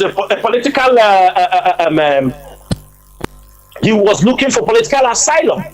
The moment he arrived, and they will automatically support him. They will give him protection, and that is what Israel did. Mazi, but even Britain gave him passports. Even from there, he flew to Britain. Britain, that is our main headache. And later on, he still returned to Britain. And I want people to understand one thing. Let everybody know. We talk about Israel. If you come as a government, Israel is not helping us. Till today, Israel has not given any one of us a paper on asylum. Israel. IPOB members are in Israel. Israel has not given any IPOB member in Israel paper on asylum. But Britain is giving you, not minding his year, but it's because of the law that compels him to do it for you. But Israel is not giving to you. Call our family members in Israel. Israel government have continually refused to grant Biafrans asylum status in Israel. But you go to Italy. Italy is giving us asylum. Germany is giving. France is giving. Spain is giving. Many of them are giving us asylum. But Israel is not giving us. Even if you go to Jordan, in Jordan, our people are giving a United Nations paper they are using. In China, they are giving. But Israel is not giving. Does that not tell you something? That it is time for you to be more focused of what interests you than just out of emotion. If IPOB is not here, some of you would have been jumping, oh, Israel is shouting in the churches, Israel, you do this. They will come there and kill you. Israel don't even know you exist. What we are saying is this. It is time for us to be critical in our reasoning. You come down to African Union, what matters them is their interest. Israel is not in Africa, but he wants to be in African Union. It is their interest. Musa Faki and the Nigerian government and the French government continue to suppress Biafra issue. You know French controls the African Union. Most of you don't know. And let me make it very clear. Bankole Adoye, we know you. Bankole Adoye, we know you. You are in the African Union. You are the chairperson for the political affairs and the insecurity. You told them nothing. Biafrans are miscreants. You try to cajole, but today you have been caught up in the wave. You can't cry any longer. Biafran report will be on every head of state. On the genocide, you people, the killing, every head of state in this world will get a copy. You cannot stop it. Since you people learn to write letter against IPOB, let us enter in. Let us see those who will submit letter and report murder. Let us see. From now till December, you people will see a report that when you see, all of you diplomats will find your way. Since you want to stop Biafra from coming, they kill us, we raise our topic, you press it down. They bring it, you people remove it from agenda. They bring it, you remove from agenda. Musa Faki, remove. Bantola Adoye, remove, because you are a diplomat. In international politics and international relations, a Yoruba man that knows, supposed to know better what self-determination is planted in African Union for years now to make sure everything pertaining to Biafra is thrown under the table. But already we are there. You people cannot stop. Una go answer question, Taya. Una go answer question. Okay, for this struggle. You people will answer. People telling us we have embarrassed Nigeria so much, we have ridiculed Nigeria. This is just the beginning. We are just starting. If you don't let Mazi Nnamdi Kanu go, if you don't let Biafra have their referendum, time will come that anybody say he's a Nigerian, as you are trying to blackmail IPOB, blackmail the Igbos, you are blackmailing yourself, because when they will start lynching, they will lynch you people also. Igbo is your problem. They are invaders. They are the ones sponsoring terrorism in Nigeria. And you are writing those things thinking that you are in 1967 when nobody will respond to you. I am very happy that IPOB leadership have been able to implant people in every international organization. Right, Makam? Unless we didn't get the tip, we will have it. And we were going to battle you people in that ground. You see that place? Wait for our reports. You people wait. They will send it to you people in Abuja. They will send the report to you people in Abuja. You will see your crimes from 1945 till today. Volume 1. The volume 2 is coming. All the houses you burn, people you kill, extortion, everything. Igbo politicians that are supporting them, all these things, all of you will be penciled down. We forgive nobody. This is a battle to finish. Mazi Chinedu, I will stop here so that if there is any other thing to say, you go ahead. Yeah, Mazi, thank you very much for making many things clear. Now, I want, before maybe I'll open the line just for a few calls, because as you say, you're coming back in the next few days or next week. I want you to talk about, although you have mentioned it, about the security situation in Biafra land. How is it? We see many cinema, people that are being driven or being sponsored by the government in order to come and mesmerize on the social media in Biafra land, and the security situation. How is the security situation and crime that I've been shouting about, people using Biafra name? How is it going? Is it going down, or is it still the same? Go on, Mazi. Mazi, what I will tell you is this. For now, the security situation in Biafra land is getting better. I can tell you, it is not like before. One thing you have to know, the insecurity in the southeast is not only the insecurity in the southeast, is the least insecurity in Nigeria. I'm telling you, the insecurity in southeast is the least.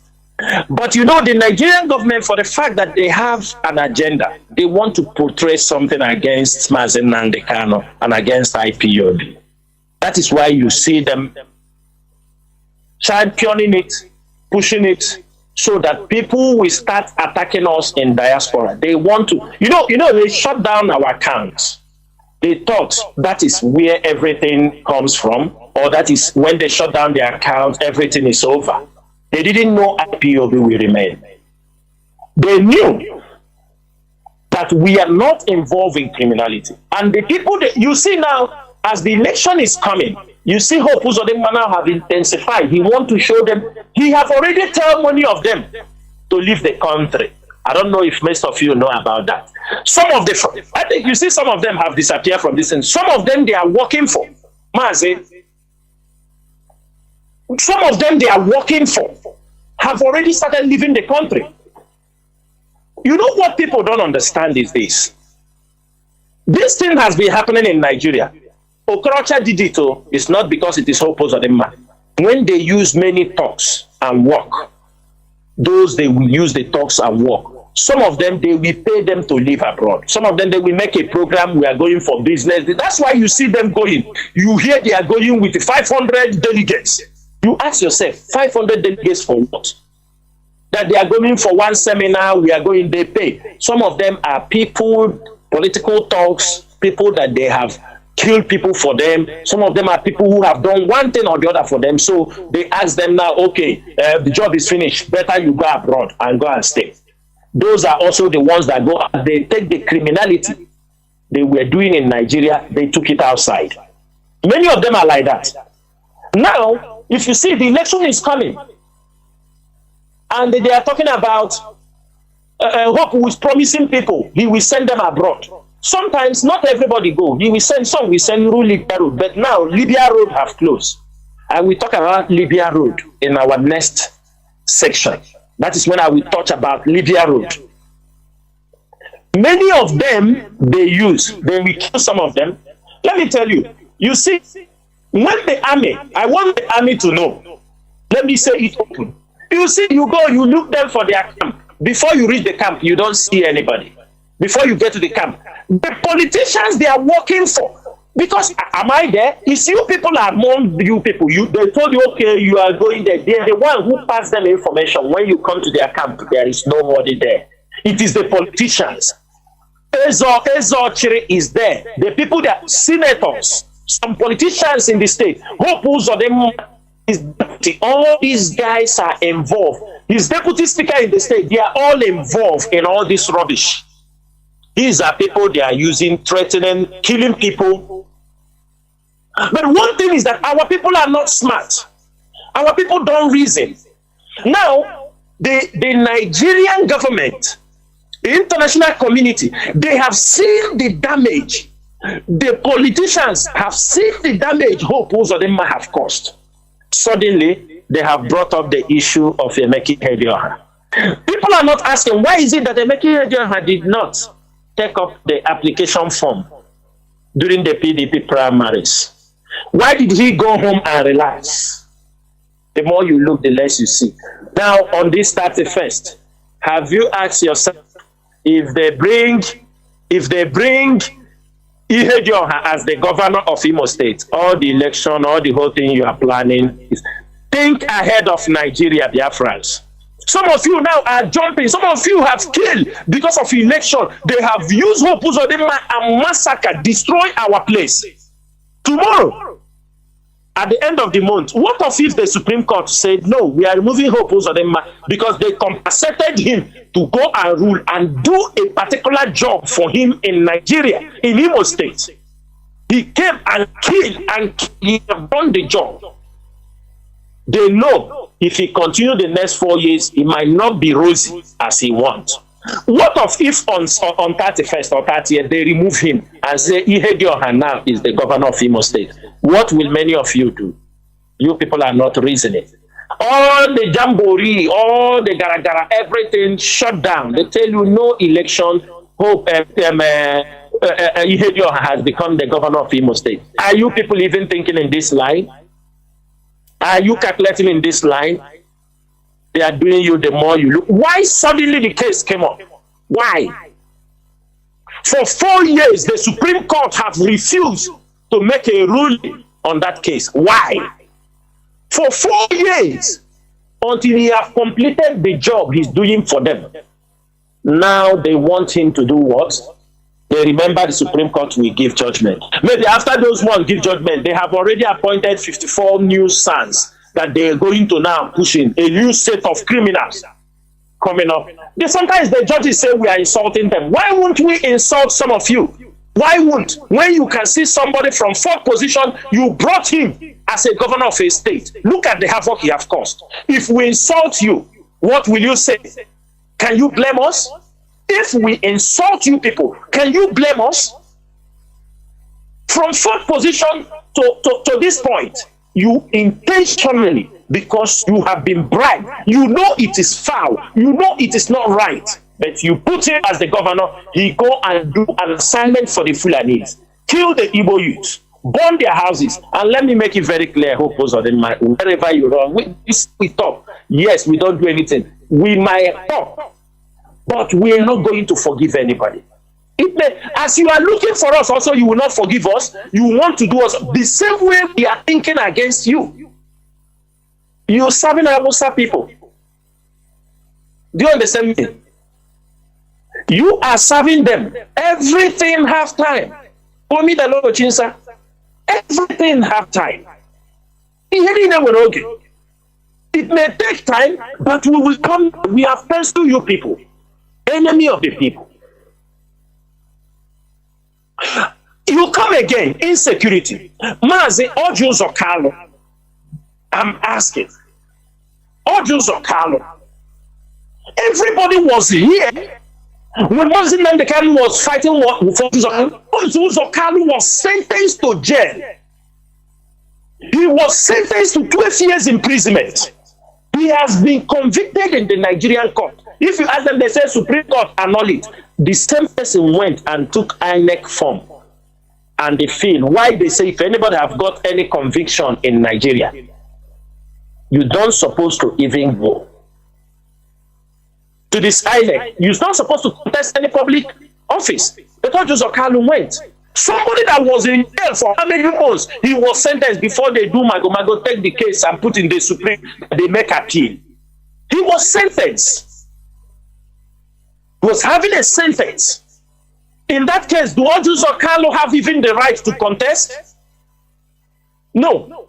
Because of they are being desperate to cover their crimes. That is why you see them. You see them do it. They can cause insecurity. They cause anything in the state. Look at Wike. Today he's in the north.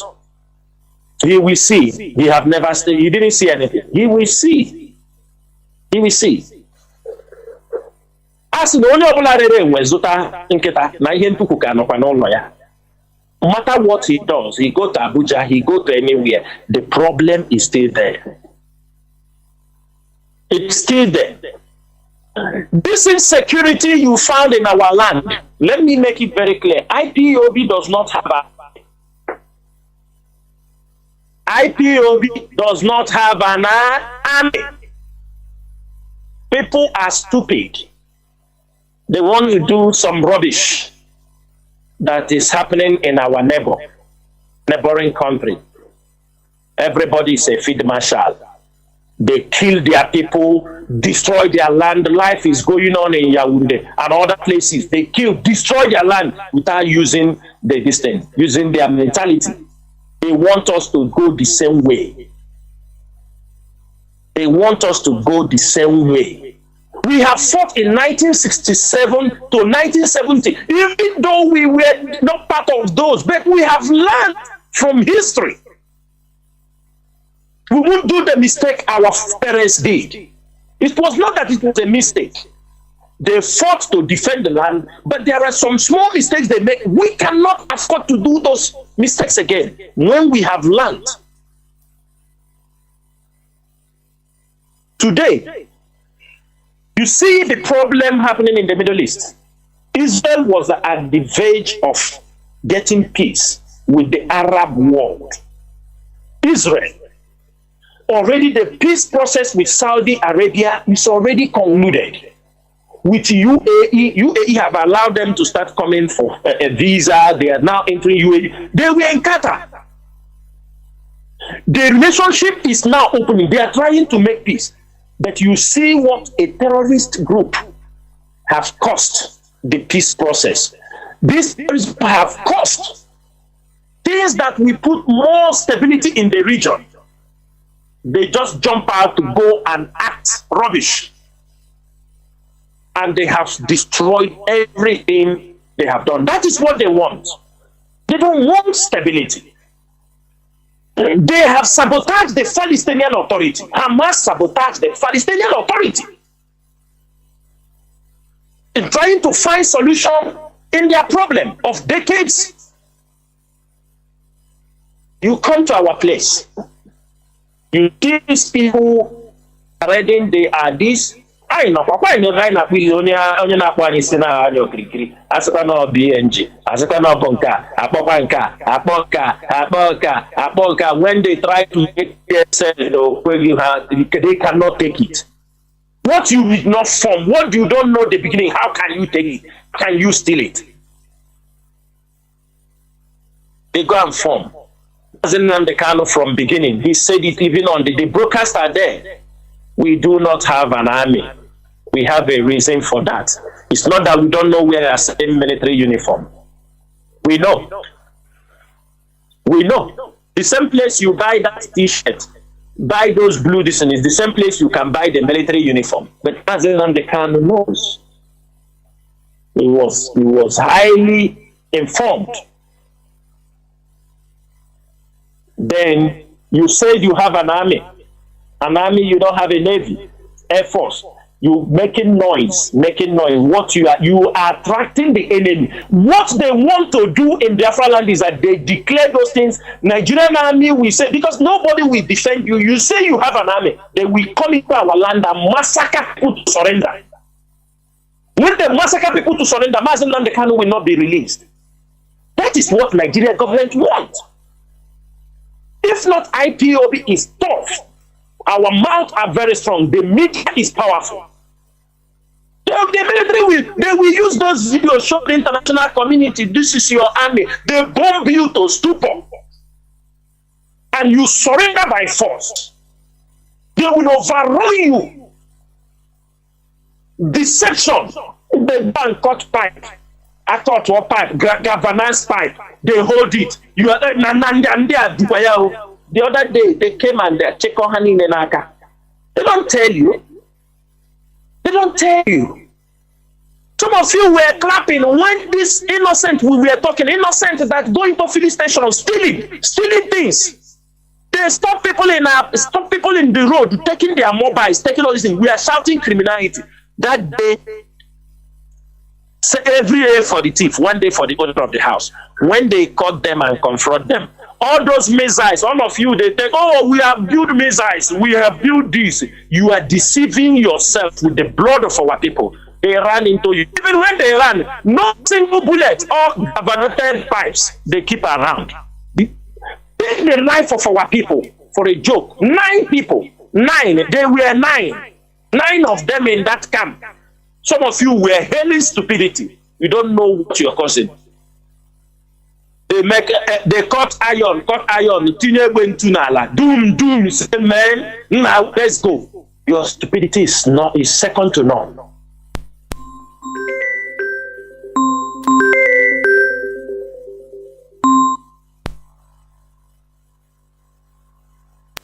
I'm kept on hold. Okay. One of the criminals there, for you people to know how washed and stupid they are. I'm calling his name. So he's a criminal. He's a criminal. I call his name. They call him B42. He managed and steal and get 4 Toyota Hilux. And he packed it in a compound somewhere there in Osu. People are guiding it for them. He told his people that this is the vehicles he will use to return to his village, that Biafra has come. They told them Biafra has come. This is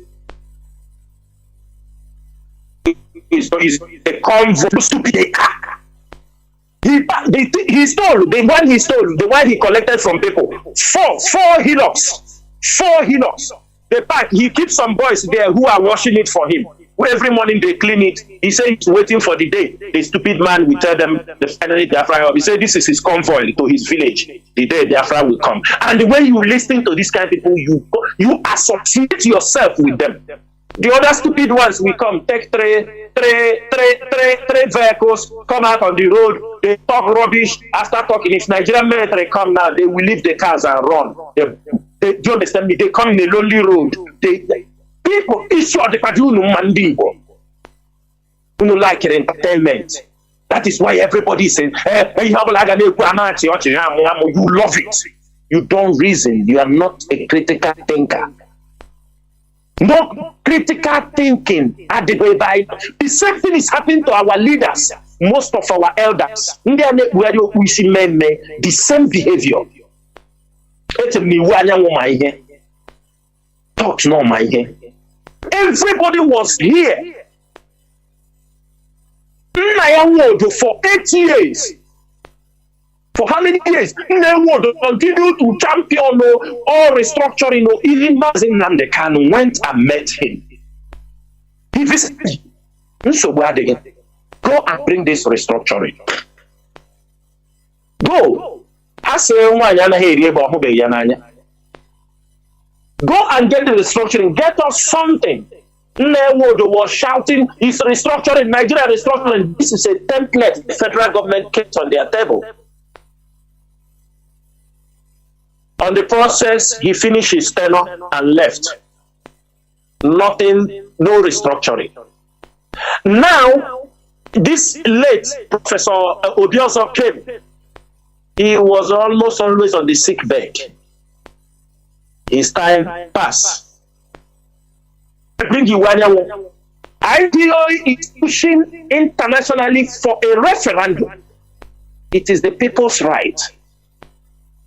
Do you see that suddenly now, because some international government have been telling Nigeria, talking to Nigeria, these people say they want referendum, allow them. They have given this on Hanese, because it's all opposed to them that brought Iwanyama. It's all opposed to them and picked him. Oh, Kenyan Bofe.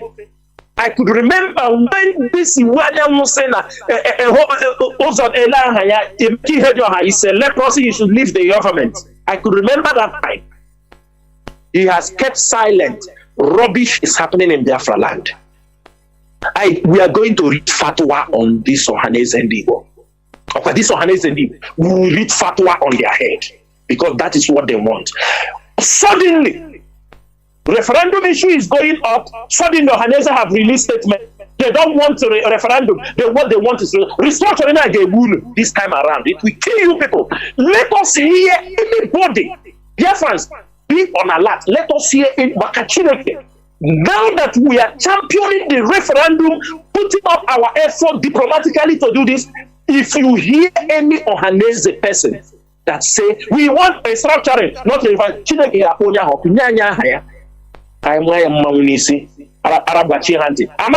they don't respect themselves. Continue to respect them. They tell you we are elders, we are elders.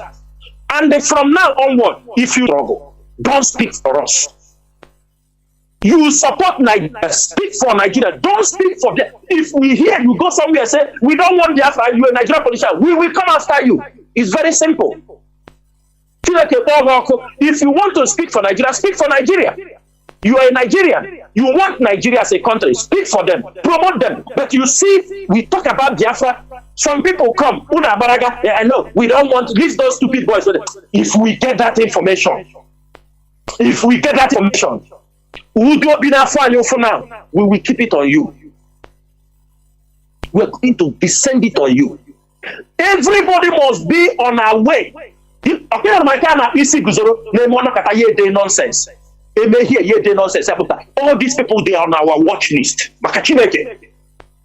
If IPOB says something, they will remember to give money to newspaper to write. All of them are on our watch list. Because the nonsense is too much. They will not counter the Northerners. They will not counter anybody. It's only we. If IPOB writes, come start writing. They start speaking. They start doing this thing.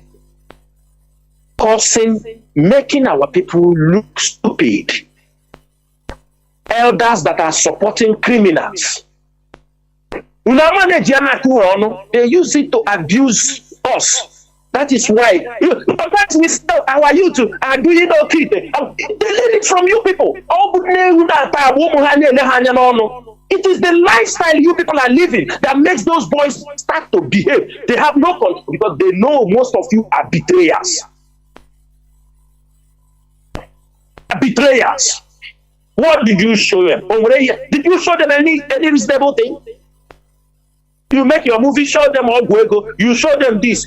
Because you don't have, for the fact you have nothing to offer in your society, you now give them fairy tales of how money is being made. While it is money made for the people you are squandering, you are eating. If they ask you, say, no, now what Guego can go, they walk Guego. And most of our youth are falling in all this rubbish. And you people don't say anything. You don't say anything. Now, the red cap is very cheap in the market. Everybody buy red cap, chieftaincy, and they confuse people everywhere. We are not going to take these things easy. Mazi, for insecurity, I can tell you, IPOB is doing their job. It is a very difficult task. I must tell you, very difficult task.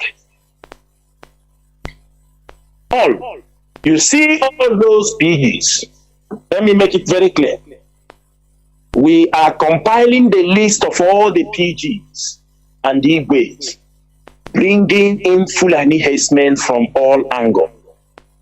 Because they give you cow at the end of the year. December is coming. You are the one now harboring them. If anybody talks in the village, you run to the military. You bring the military and start pursuing our people in the community. Pursue you, pick up, go. You are trying something that will, do you understand me? It will take away your life. Because we are taking note of all the criminalities, some of the Igbo and the PGs they are doing. We are taking record. I came on radio here and told you people about Eba. Some people do not take it serious.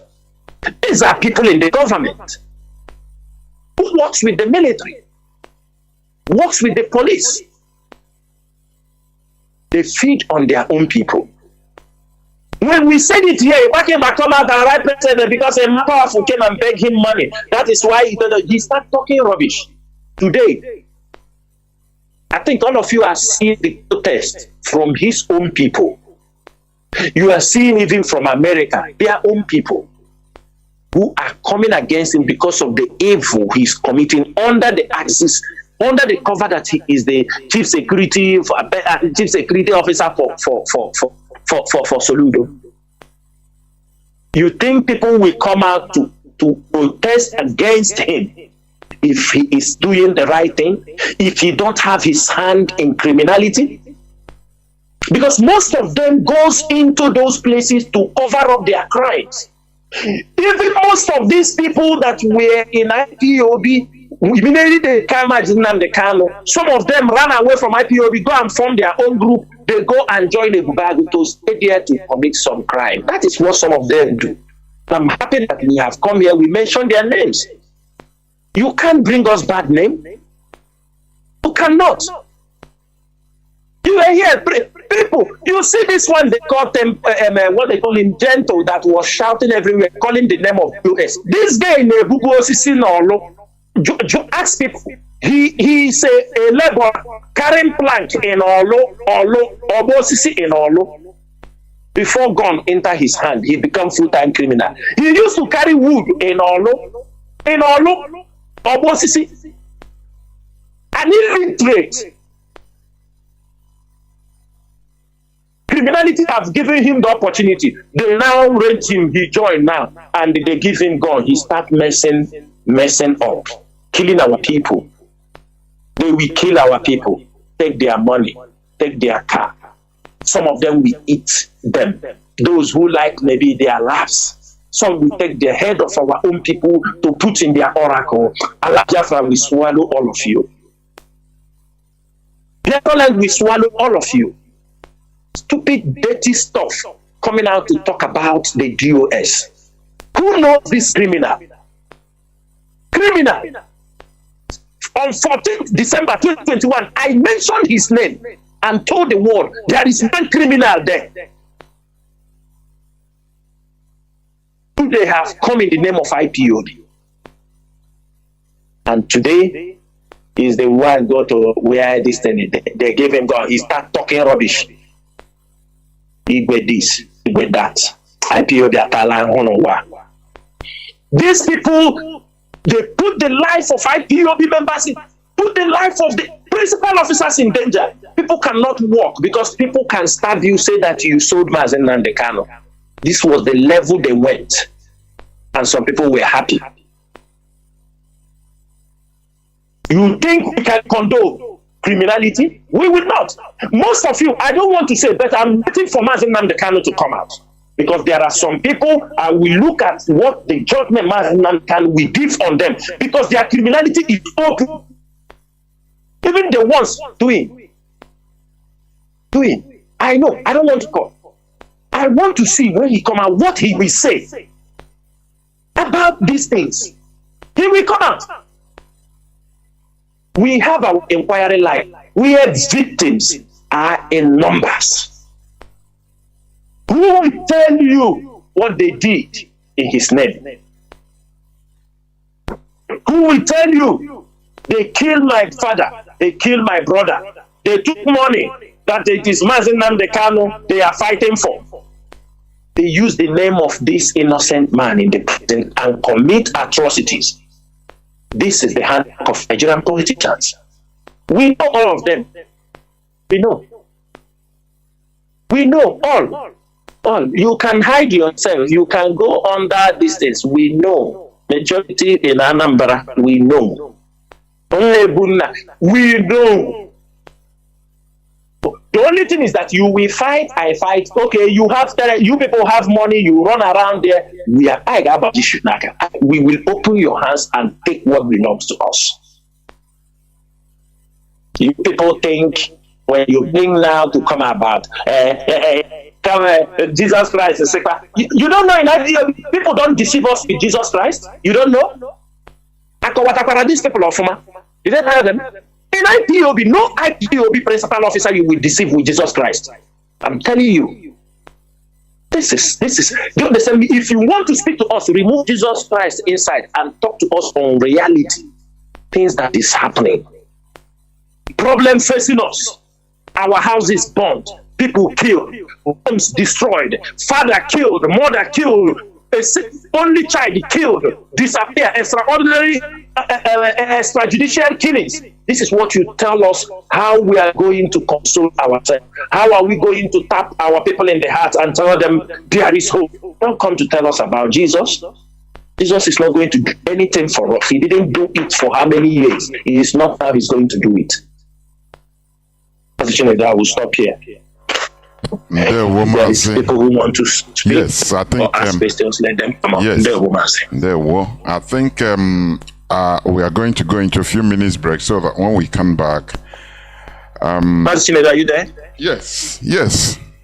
Oh, sorry, Mazi, yes, I've been speaking, but I muted my this on you. So I think we are going to go into a few minutes break so that after we have, I will open the line for just few calls, about just 3-4 calls, and exclusively, if I may say, questions, exclusively questions. Yes. I think it's going to be better. Yeah. So please do not go away. We'll be right back. We have been listening from the horse's mouth. This is not a time, no more a time for sentiment. We face reality. That's it. That part of brain that controls sentiment is dead. In our brain cells is dead. No more sentiment. So please do not go away. We shall be right back so that people will start calling. Just few calls, 3 or 4 calls before we close the program. Do not go away. We shall be right back.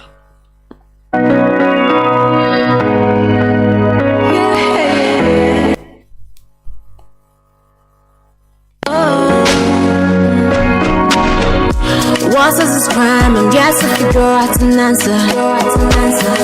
But if it's freedom and they say it's a crime, never mind fighting for it, yeah. I will never bath and I lead. It's gonna lead to my end. Wherever it curls, hit to the curl, no matter the curls, yeah. Free Mazi and Kanu, our freedom fighters worldwide, languishing in prisons and cells for no jails cast. Free Mazi and Kanu, our prisoners of conscience. Freedom, oh, freedom for all is what we are asking for, yeah. It's been so long, and yet to figure out an answer. A prisoner of conscience, voice to the voiceless, freedom fighter, yeah. He's not her, he's not harassment, not a bandit. It's time to free him now, free him, yeah. Free Mazi and Kanu, our freedom fighters worldwide, languishing in prisons and cells for no jails cast. Free Mazi and Kanu, our prisoners of conscience. Freedom, oh, freedom for all is what we are asking for, yes. Oh, it's what we're asking for, yes. Freedom, oh, is what we're asking for, yeah. Free Mazi and Kanu, our prisoners of conscience, yeah, yeah. Free Mazi and Kanu, conscience, and self, for no jails cause. Free Mazi and Kanu, of conscience, freedom, oh. Witnessing me, sugar taste for the beats.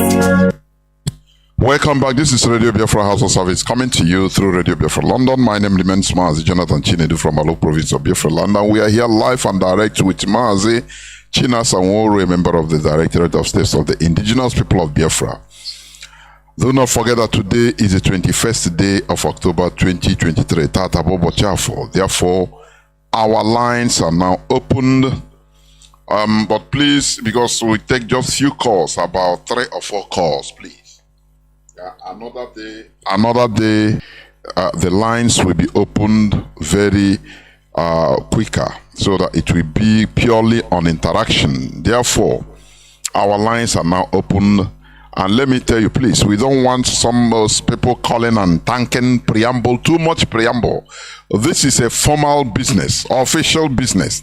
You call, you introduce yourself and where you are calling from, if you may. If you are calling from Biafra land, no need of much introduction. Now you ask mostly